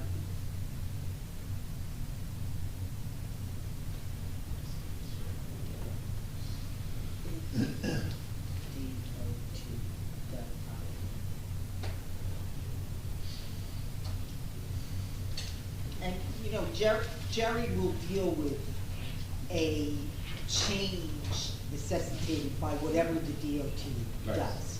They don't have to come back to us No. if there's a total rejection of, by MJDOT to anything. But Jerry's gonna work with them, and we're gonna try to get those curb cuts that the board really wants. And that's what And, we'll and apply as for. Mr. Ray had testified, there's going to be a submission and a push for that. We'll work with Yeah. Jerry to identify where those are gonna be and submit plans accordingly. Yep, yep. Good. Okay, so those are all the conditions, so the motion that has been made and seconded includes all of those conditions. And I, of course, will be sharing the resolution before you guys with our board engineer and our board planner, so they will review it with me before it gets to you guys. And just a technicality for the board, the Novaki letter is both for myself and Christine. Yes, yes, she didn't have any condition, but yes, Christine's report. Okay, so I had so Mr. Carp made the motion and my second was Mr. Mornet, so Ms. Hernandez? Yes, I think that anytime Brother Beach can get rid of a non-conforming lot, we are winning, so, good luck. Ms. Mahoney? I'd say yes. Actually, in the, business zone, you're allowed to 100% maximum impervious coverage. So I really appreciate you guys bringing that down. I appreciate how, comprehensive this application was. The underdevelopment of lot 3. I think that this, affords commercial and industrial uses on this spot, and it's, you know, the environmental impact, is very compelling. Yes. Thank you. Mr. Maynard? It's me. I think the plan, given a lot of thought to the plan, I like it. I vote to approve it. I don't think it will cause any substantial detriment to the public good, so I vote yes. Thank you. Mr. Warner? I vote yes. I really appreciate the thoroughness, and it was very educational, and I really appreciate it. Mr. Clark? I vote yes. I think it really met the goals. I appreciate the efforts that were taken to reduce the lot coverage, balancing that, improving access. I remember when I was in Laurel Park's place and watching people pull in and out, and now it's a dilapidated building, see the benefits of the narrow space, opening that up instead of crowding it right on Main Street. Removing all the non-conforming side and rear yard setbacks, reducing lot coverage. I think you just did an excellent job in meeting all those goals. And voted yes. Thank you. Mr. Mayor? I vote yes, and it's great to have an underutilized lot eliminated from the rolls and moved into another lot, into a conforming lot, and it's better for the town. And Chair Cohen? I vote yes. I agree with all the testimony by Ms. Waterbury with regards to special reasons and purposes of zoning. I'm a big fan of an assemblage, especially on a very successful business in town. So it would be a nice enhancement to a successful business. So I vote yes. Thank you. Thank you. Congratulations. Make a motion to adjourn. Thank you. Thank you, sir. Second.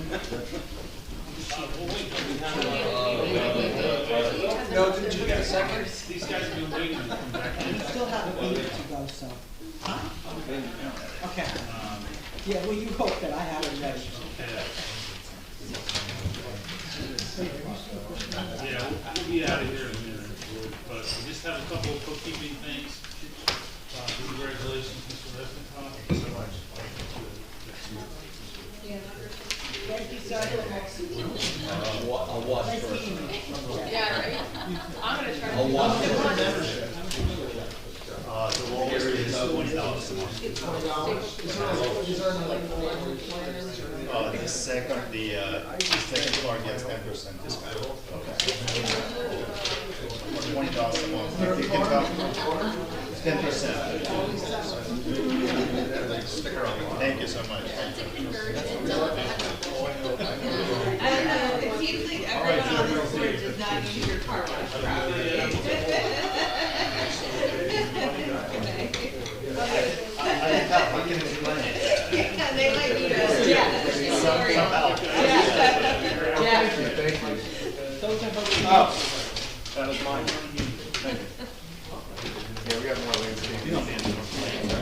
She's got enough paperwork. They don't even know where to put the paperwork.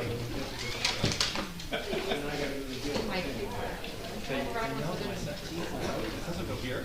It goes over here. I'm like, oh, well, that's something that told me last week. Oh, boy. Hey, Jeff, you got two next month. Oh, the other one is on? Yeah, I just didn't send you the letter yet. All right, thanks. Okay, the next up on the agenda, we have just a couple of bookkeeping things. We added to the agenda the review of the board professionals billing, and that is exactly what it is. It's merely a review. We're not here to talk about it. We're here to forward these on. I just want the board members to review them so everyone understands the cost involved in the process. And our applicants and our professionals do spend a lot of time, but we need to, there were some questions at a council meeting about the bills list, things that were on there, and I didn't know what it was, so I think Jared, please. Yeah, if I could, for the benefit of the board, every application is different. And when an applicant comes to this board and they have an attorney, and they have an engineer, and they have a planner, and they have an architect, it requires less time on our side to get through the project. People think they're gonna be saving money by not going out and doing those things. What results in is us having to do way more to get the application even to the point where they can come to the meeting. So just recognize a lot of times somebody will say, well, there's a lot of people, you guys put a lot of time, well, because there was a reason. Or why is it taking so long to Or get why is it scheduled? taking so long to get Because there? you've been incomplete for 3 submissions and you only send me stuff once a month. Right, and completeness, when Christie gets us the information, we process it and we go through it for completeness. That's our first step. That work is part of the letter that you see. And then you get the benefit of myself and Christine as part of that letter going forward. So there's a little bit of economical savings for the applicant. I'm just gonna note for the record that the mayor and councilman have returned But I just wanted to go, to make sure that people were aware, you know, a lot of times somebody will come forward, they'll appeal the zoning officer's decision. Yet, if they don't give the answer they want and you uphold the zoning officer, they want to go right into their application. That means we have to go ahead and do our review. Well, there was an occasion, I know, where you guys didn't uphold the zoning officer's decision. And then that person came back and complained about their bills. Well, they paid their professionals, they probably should be able to pay their professionals. Oh, no, absolutely, and I think the scope of this is that, you know, we have a lot of newer members, people have been through the process, and I think it's important for us all to see the cost involved, both, you know, for our applicants and from us. I mean, we get a bill from you on reviews of affordable housing. So that's a separate bill to us. I think it's important that we all see it as. Yeah, no, and it's fine, and it's Yeah. good to discuss. If anyone has a question, please let Christine and I know. Yeah, I mean, I'm sure Anne Marie feels the same way. Yeah, it's not for us to review. If you have a question about the bill, you can always call Jerry or Christine or Emery, but it's for us to now forward that to the council for payment. Yes. Yeah. The next thing we had was new business. The council the other night approved 2 applications for extensions for outdoor dining. The third was denied, but all 3 indicate that they're going to come to us. So I just want to make sure whatever approvals they got from the council were only good till July 18th. So that gives us 3 meetings, May, June, and the July 15th meeting, to accommodate them. And again, we'd like to accommodate them, but I just wanted to poll the board to see if we should kind of pick a special date, maybe in May or June, that is good for all the board members, just to have it in our repertoire. Do we have any indication when those applicants would be submitted to be able to look to when to have a meeting?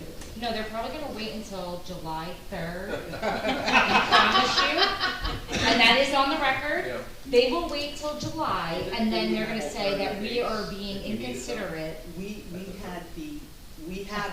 They've already contacted me, and I told them what they need to do, and I have seen nada. So, that was Uva's and Darcy's. And the onus is on them. And the onus is on them. So once we get the complete paperwork, and then we move forward. We get ahead of the car. It's crazy. I'm sorry. And then Darcy's might not wait because they didn't get approved. Right, you want to be the 15th according to the paper. Who's the other one that got approved? Uva and Marindolas. You know, Right, we can't schedule a meeting until we have an application. Because it may be yeah. 3 pieces of paper. That's not, I can't schedule Yeah, that. I mean, the thing is that, how much do we have in the queue? Because I don't want to hold up anybody else who, I've got 2 applications with Jeff for May. I have 1 application, they've obtained counsel, Jim Krenko, for June. And that's all we've got that's it. right Okay. now. Okay, so, well, no, that was the purpose, so we could all say, okay, we're going to give them the May meeting, they may not be able to get on. Would you For do May, 3? and then we also have to do the municipal, Public access plan and the affordable housing plan. Okay, and When those do those both have to be done when? So the MPAC, there's really no timeline on. I just recommended that because it was approved in 2019 and the final step is getting it adopted as part of the master plan. Okay. Yeah. So 6 years later. But the affordable housing plan has to be buttoned up, done by June 30th. That, I know TJ had asked at the last meeting, we will be ready for that by the May meeting. Okay, and what type of notice, I mean, is this a consistency type review, or is this a housing plan? So it would be a public hearing, and the planning board would need to adopt it as an element of the master. As an element. So it's Okay. not a consistency. So it's the housing plan element? Correct. Christine, how does what you just described align with whatever conversations you're having with the council? Because I know I reach out to. So the planning board, so the housing is a little bit tricky because it's a little bit different. The planning board, it's an element of the master plan which belongs to the planning board, right? So the planning board needs to adopt it as such. But then the council needs to it's late at night, I can't think of the right word. The council needs to like, basically say they support the plan and adopt a resolution doing that. And this is not a power thing at all. I don't understand kind of who owns it. So I know it has to end up being. Everybody owns it, But I kind mean, of. are we gonna work with, your colleague, Jen Beam and Ron Cucharo, our resources, your colleagues? Yes. Right. Is the council, Paul and I and the others, are we gonna work with them first and develop something? Are you gonna work with them? So we've been developing the plan, and I think Jen has been, and Ron have been working with you, right? Not at all. Not at all. Not since about, when was the last time they were here? Maybe a Oh, couple we've of months talked, ago. we've talked, Right, but, so- but we have not once, the last thing Jen said to me was, You have an she's obligation. gonna go through some of the prior year's applications to get a sense of volume of activity.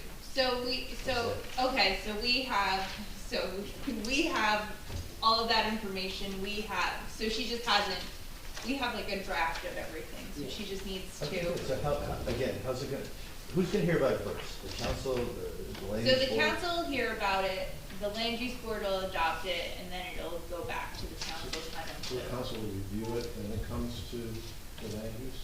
Right, because the affordable housing plan, right, the land use board needs to adopt it as part of the master plan, but the borough needs to adopt it as their, like, to be in compliance. So. I get the sense that this is gonna be a very amorphous 10-year plan, and you can change it every week thereafter.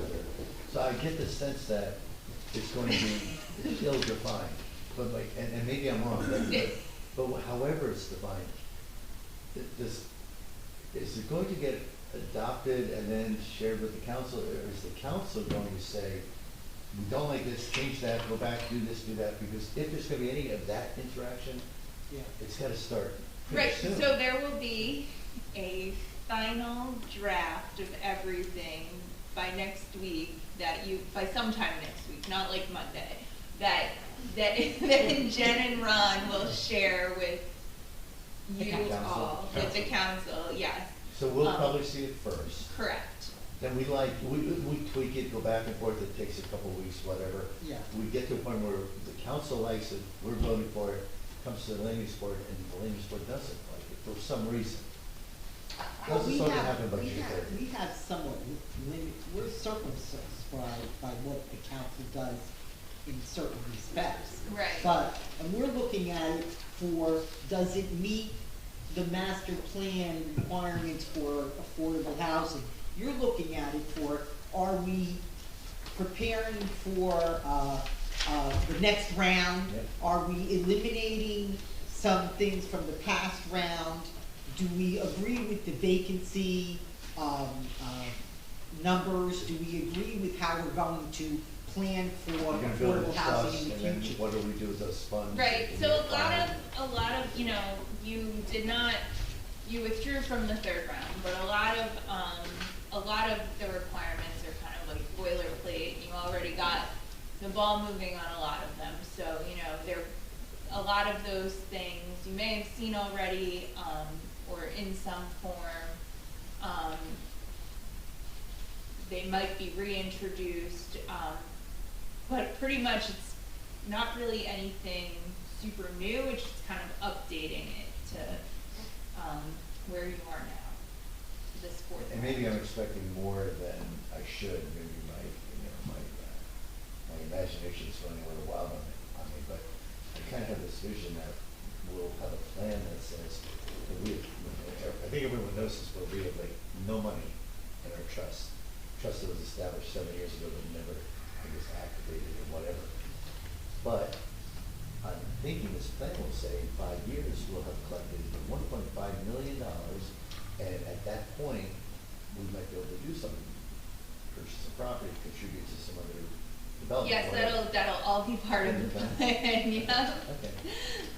I'm hoping for, I'm hoping for that, but then, the more creative it is, which I will applaud, the more chance there is that there might be between this body and that body some. So there are, you know, there's different types of affordable housing, activities you need to assign percentages of the trust fund money to. So I think that you are hoping it might be a little more creative than it is, because it'll be a little more general, right? Like, you know, we can say, we're assigning X amount of money to rehab activities, or Y amount of money to go towards, you know, whatever it might be. So that's what it'll. And the plan will include any kind of legislative changes we need to make as well. Correct. Zoning.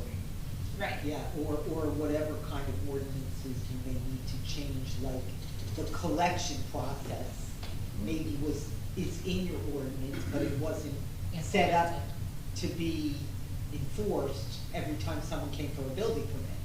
So, you know, those procedures may need to be flushed out with your department that does the building permits. You know, you come for a building permit, that's usually when you have to fork over money that goes to the affordable housing.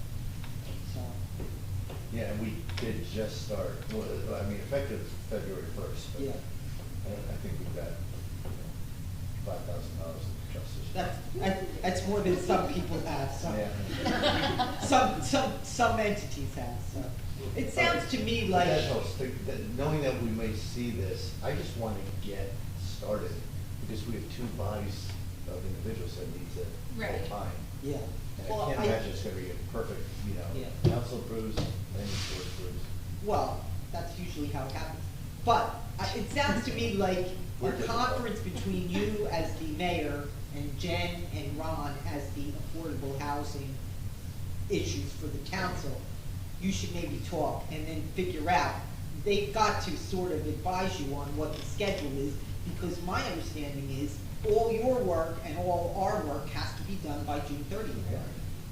I understand that So- part. And I was told we'd be ready by May. And the community portion of this happens in the land use board. So is that executive session for the council? Say that again? Is that executive session that the council gets together to go over that? Well, Or is that done in the actual Well, council with meeting? respect to executive session, there's not necessarily a requirement for anything in closed session. You may have a workshop where you're getting the plan, and you can ask the advice of Ron, do we do a workshop where we're talking about A, B, and C versus X, Y, and Z? And maybe the council isn't on the same page or whatever. You can do executive sessions, but you need to talk to Ron on whether or not it is required in the circumstances that you're in. The land use board won't need any executive session, because it's strictly land use that we do. It's strictly an amendment to the master plan of a required portion of the housing element. I would, so I'm forgetting the 10 requirements of our executive session, but I'm not even sure that it's not contracts, it's not, I don't know. But I think I'm speaking for the council, and that could be inappropriate, but I feel like we would do workshops. I like that idea of having an open discussion, letting the public, having the public weigh in. So I think that would be preferable. May. But again, all that leads to, we only have 2 months. Yes, you're right, and there may be, like, Mr. Chair is doing for us, do we need an extra meeting in there? There may be time where you may need an extra meeting, because in July, June 30th is a drop dead. Again, I think that this is something that you should sort of raise with Ron and Jen, maybe next week. They can give you a conference call or something. One last question, just to, if others do this, if this is something that's procedurally, appropriate. But if we schedule a workshop, can we arrange it that it can basically invite the land use board to attend and maybe separately request everyone, and this was participation, like, we, council lead the workshop, but with our professionals. But can we get the land use board in the room and have them actively asking questions and offering comments? They're gonna form a quorum, I don't think that's advisable. Oh, they are, yeah. Yeah. I don't think that that's necessary, and I also don't think, well, that's one reason why you wouldn't do that. But there's often, hearings that are not hearings, there's often extra things that are scheduled to meet with the public. Even if you're not having the public hearing, and we are responsible for holding the official public meeting, you could do a public session where you just listen to what your citizens have to say, that kind of thing. Again, this is all outside of my bailiwick, so I can't really tell you. I just know that from other towns, when I've represented towns, there have been bigger than Bradley Beach and with more-ish affordable housing issues. And vis-a-vis the executive session, if there's a potential for litigation and there are decisions that you're making that could be akin to you're inviting litigation versus you're not, and I don't know your situation, even though Ron's in my office, I've never really sat down and discussed with him since January, I'm here. But certainly, the potential for litigation is a reason for having a closed session, if it's necessary. It's necessary. I don't know that you're really necessary with that, you know? So, and this is more than I want to say in public session. Okay. I need to ask a question, because as far as the land use board Yeah. goes, like here, Yeah. I have to do a notice. There's 2 notices that have to go in.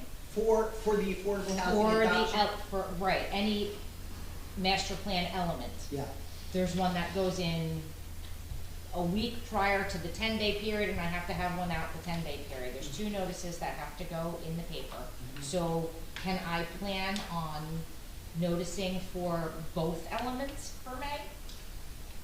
I mean, we might as well get them out of the way, and can I do them all in the same notice? The MPAC, the Oh. municipal public Oh, that access one. one, and the. Can they be in the same notice? I am not the I don't think lawyer, so. but I, No. I would, So they would have to be done separately.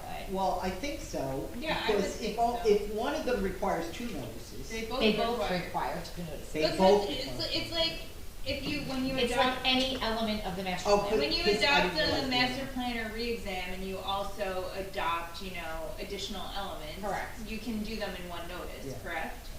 I believe so. Yeah, so it's the same thing as that. I would think you Okay. could do them in one notice. So we can do that. What happens if, for whatever reason, we're not ready and we have to push it to our June meeting because I don't know why. Well, we already have 2 matters scheduled for May Mm-hmm. meeting, but we can get a special meeting if we need to. Well, that's the purpose of our Discussion. That's why we have this, to Yeah. poll, So- like, that's why I'm trying to figure out what So we're if trying we to. look at the timeline, the council meeting would be May 6th. Okay, Now, we don't know if they're gonna be ready on May 6th to then send something to us for our May 15th meeting. correct, that's what I'm saying. Yeah, So what would yeah. happen, I mean, because of the noticing requirement, if for whatever reason things don't work out at the council level and we don't get what we need for May, can we make the announcement that it's gonna be carried, just like any other item? Yeah. I don't think so. I wouldn't take that chance. No, I think you'd have to redo a notice. You'd have to Renotice. Do a. But would it be starting from scratch again? Like, would I have to do 2 notices? I think so. The whole notice process has to happen all I over think again? so, yes. Sounds like you're running out So- of days. Especially since you're dealing with affordable housing, we're not gonna take any chances on Right, right, right. No, I defective understand. notice. But let me just say this, in the beginning of the year, we had the annual notice, you'll remember that I said, we can't have Correct, these correct. on the notice. But we all know that we're saving those I think it's the 4th Thursday, Mhm. right? So we should be focusing on maybe the last meeting, the last Thursday in May, Yes. and It's perhaps. not the last Thursday, it's actually the 22nd. Okay, so maybe we should be focusing on May 22nd as a possibility, but she'd still need to have to know that, as Well, Christie is if saying, you by get a 2 consensus- You weeks said from 10 now. days. But if I wait till May 6th, I don't have enough time to notice. No, that's exactly right. That's why I I'm see saying. what I'm getting at. So if it's on May 22nd, that gives the council the 6th and the 20th, right, to go through it? So what if, the, oh, yeah, but what if we do our meeting on the 29th? Cause there's that extra, That's what I'm, that that's what I'm extra thinking. Thursday in May. Okay. The 22nd is too close to the 6th, Yep, Mhm. and our regular meeting is on the 15th, so if we do a special just for the master plan elements. Yeah. yep. And I think, and so everyone should be looking at their calendar and seeing what the availability on May 29th is. I mean, I know that's close to a holiday, right? It's the Thursday after Memorial Day. It's after Memorial Day, Yes. so that's perfect. I mean, not that that's perfect. but- Is anyone like on vacation already? Anyone know that? So we should be reserving that May 29th as a potential date, and we're gonna have to decide that. We're gonna have to, we don't have to check with anyone. So, Mr. Chair, you and Christie are gonna take your cues from what we learned from Ron, What happens on the Jen, 6th. and the mayor as to when they're doing it. I think they should finish theirs, and then we should do our part. I don't think you're gonna have a problem with adoption of, master plan elements. It's not going to be controversial, from that perspective. You guys are doing the part that, you know, where's the affordable housing gonna go, and how much of it, and when is it going to be, you know, effective, and all that stuff. We're not doing any of that. We're merely saying the zoning issues, in our part of the scenario, so. Okay, and then maybe we could add the access plan to Yeah. that meeting also, and that would. That's what I said, do both. Yeah, And okay. I'll notice. And I think that we should also look at a second Cause that's already done. date, in June, just in case we can't do May 29th. I will not be here on the 26th. Of what? June. Okay. I think, well, so the Not endorse, talking that's about the word I it. was thinking for. The council needs to endorse the housing element after it's been adopted by the planning board. So I would recommend we aim for the May 29th meeting, Okay. because Yeah, cause that, that doesn't Yeah. give them time. right. Yeah, Okay. everyone's in agreement with I mean, that? we only, how many members do we need? 5? Yeah, you just need majority. You need a quorum, Yeah, obviously. 5. Yeah, I mean, we have 13. 29th. If we can't manage 5, we can. Yeah, we can- I think we'll have that. And did the mayor and council representatives, they participate also, so they're. Do they? For master I don't- plan? Yeah. Yeah, they do. Exactly, so we'll have Yeah. 5, Yeah. yeah. Yeah, they do. The only thing that they can't do is use variances, density variances. And, see, do you know if these 3 restaurant institutions have gotten denial letters yet from zoning? Okay, because they can't even apply. There was actually, that's not true. Oh. I did somebody, I'll tell you which one it was. Cause I don't remember who. Yes, but they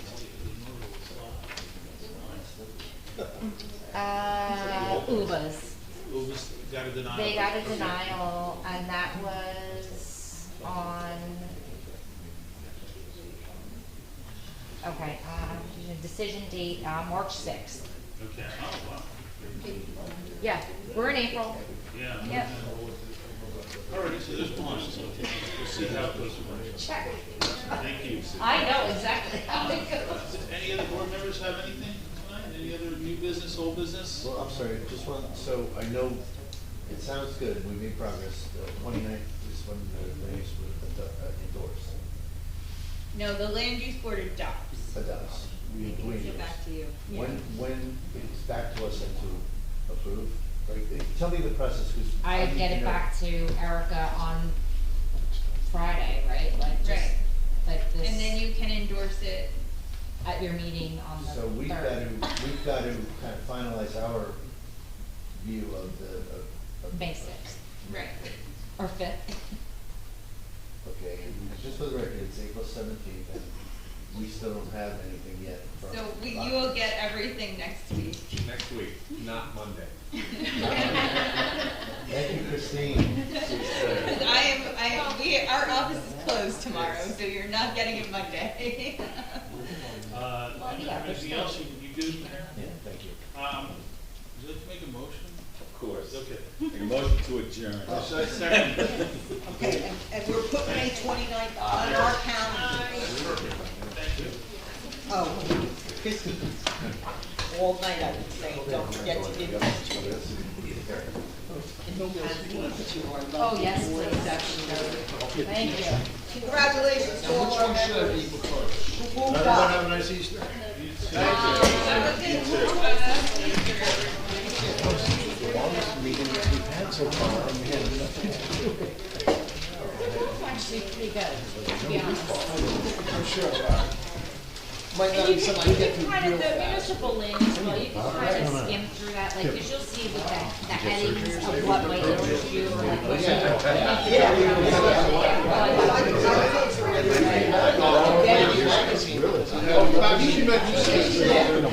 Well, there, and that's, I wish I had, I remember walking out they're expensive, I just went week from or so. there. I know, and I'm like, I don't know. You take it to She got it already. Hey, thanks a lot, thanks a lot. And I'm gonna say these tastes. It's great. Last week I got like some cancer with these. Yeah, I did. No, I just did great things from there. This is like a liquor or less trees. Sand. No, well, you know, next time let's not do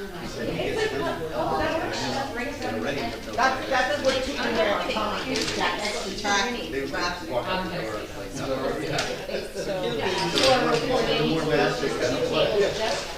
Yeah, but like there, it must be like a lever underneath, but it's grease, cause it got me last week and it got me again today.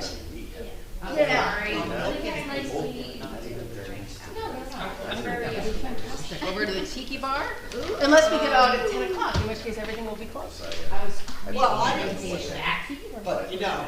Bye, Christy. Thank you. Bye, Christy, thank you.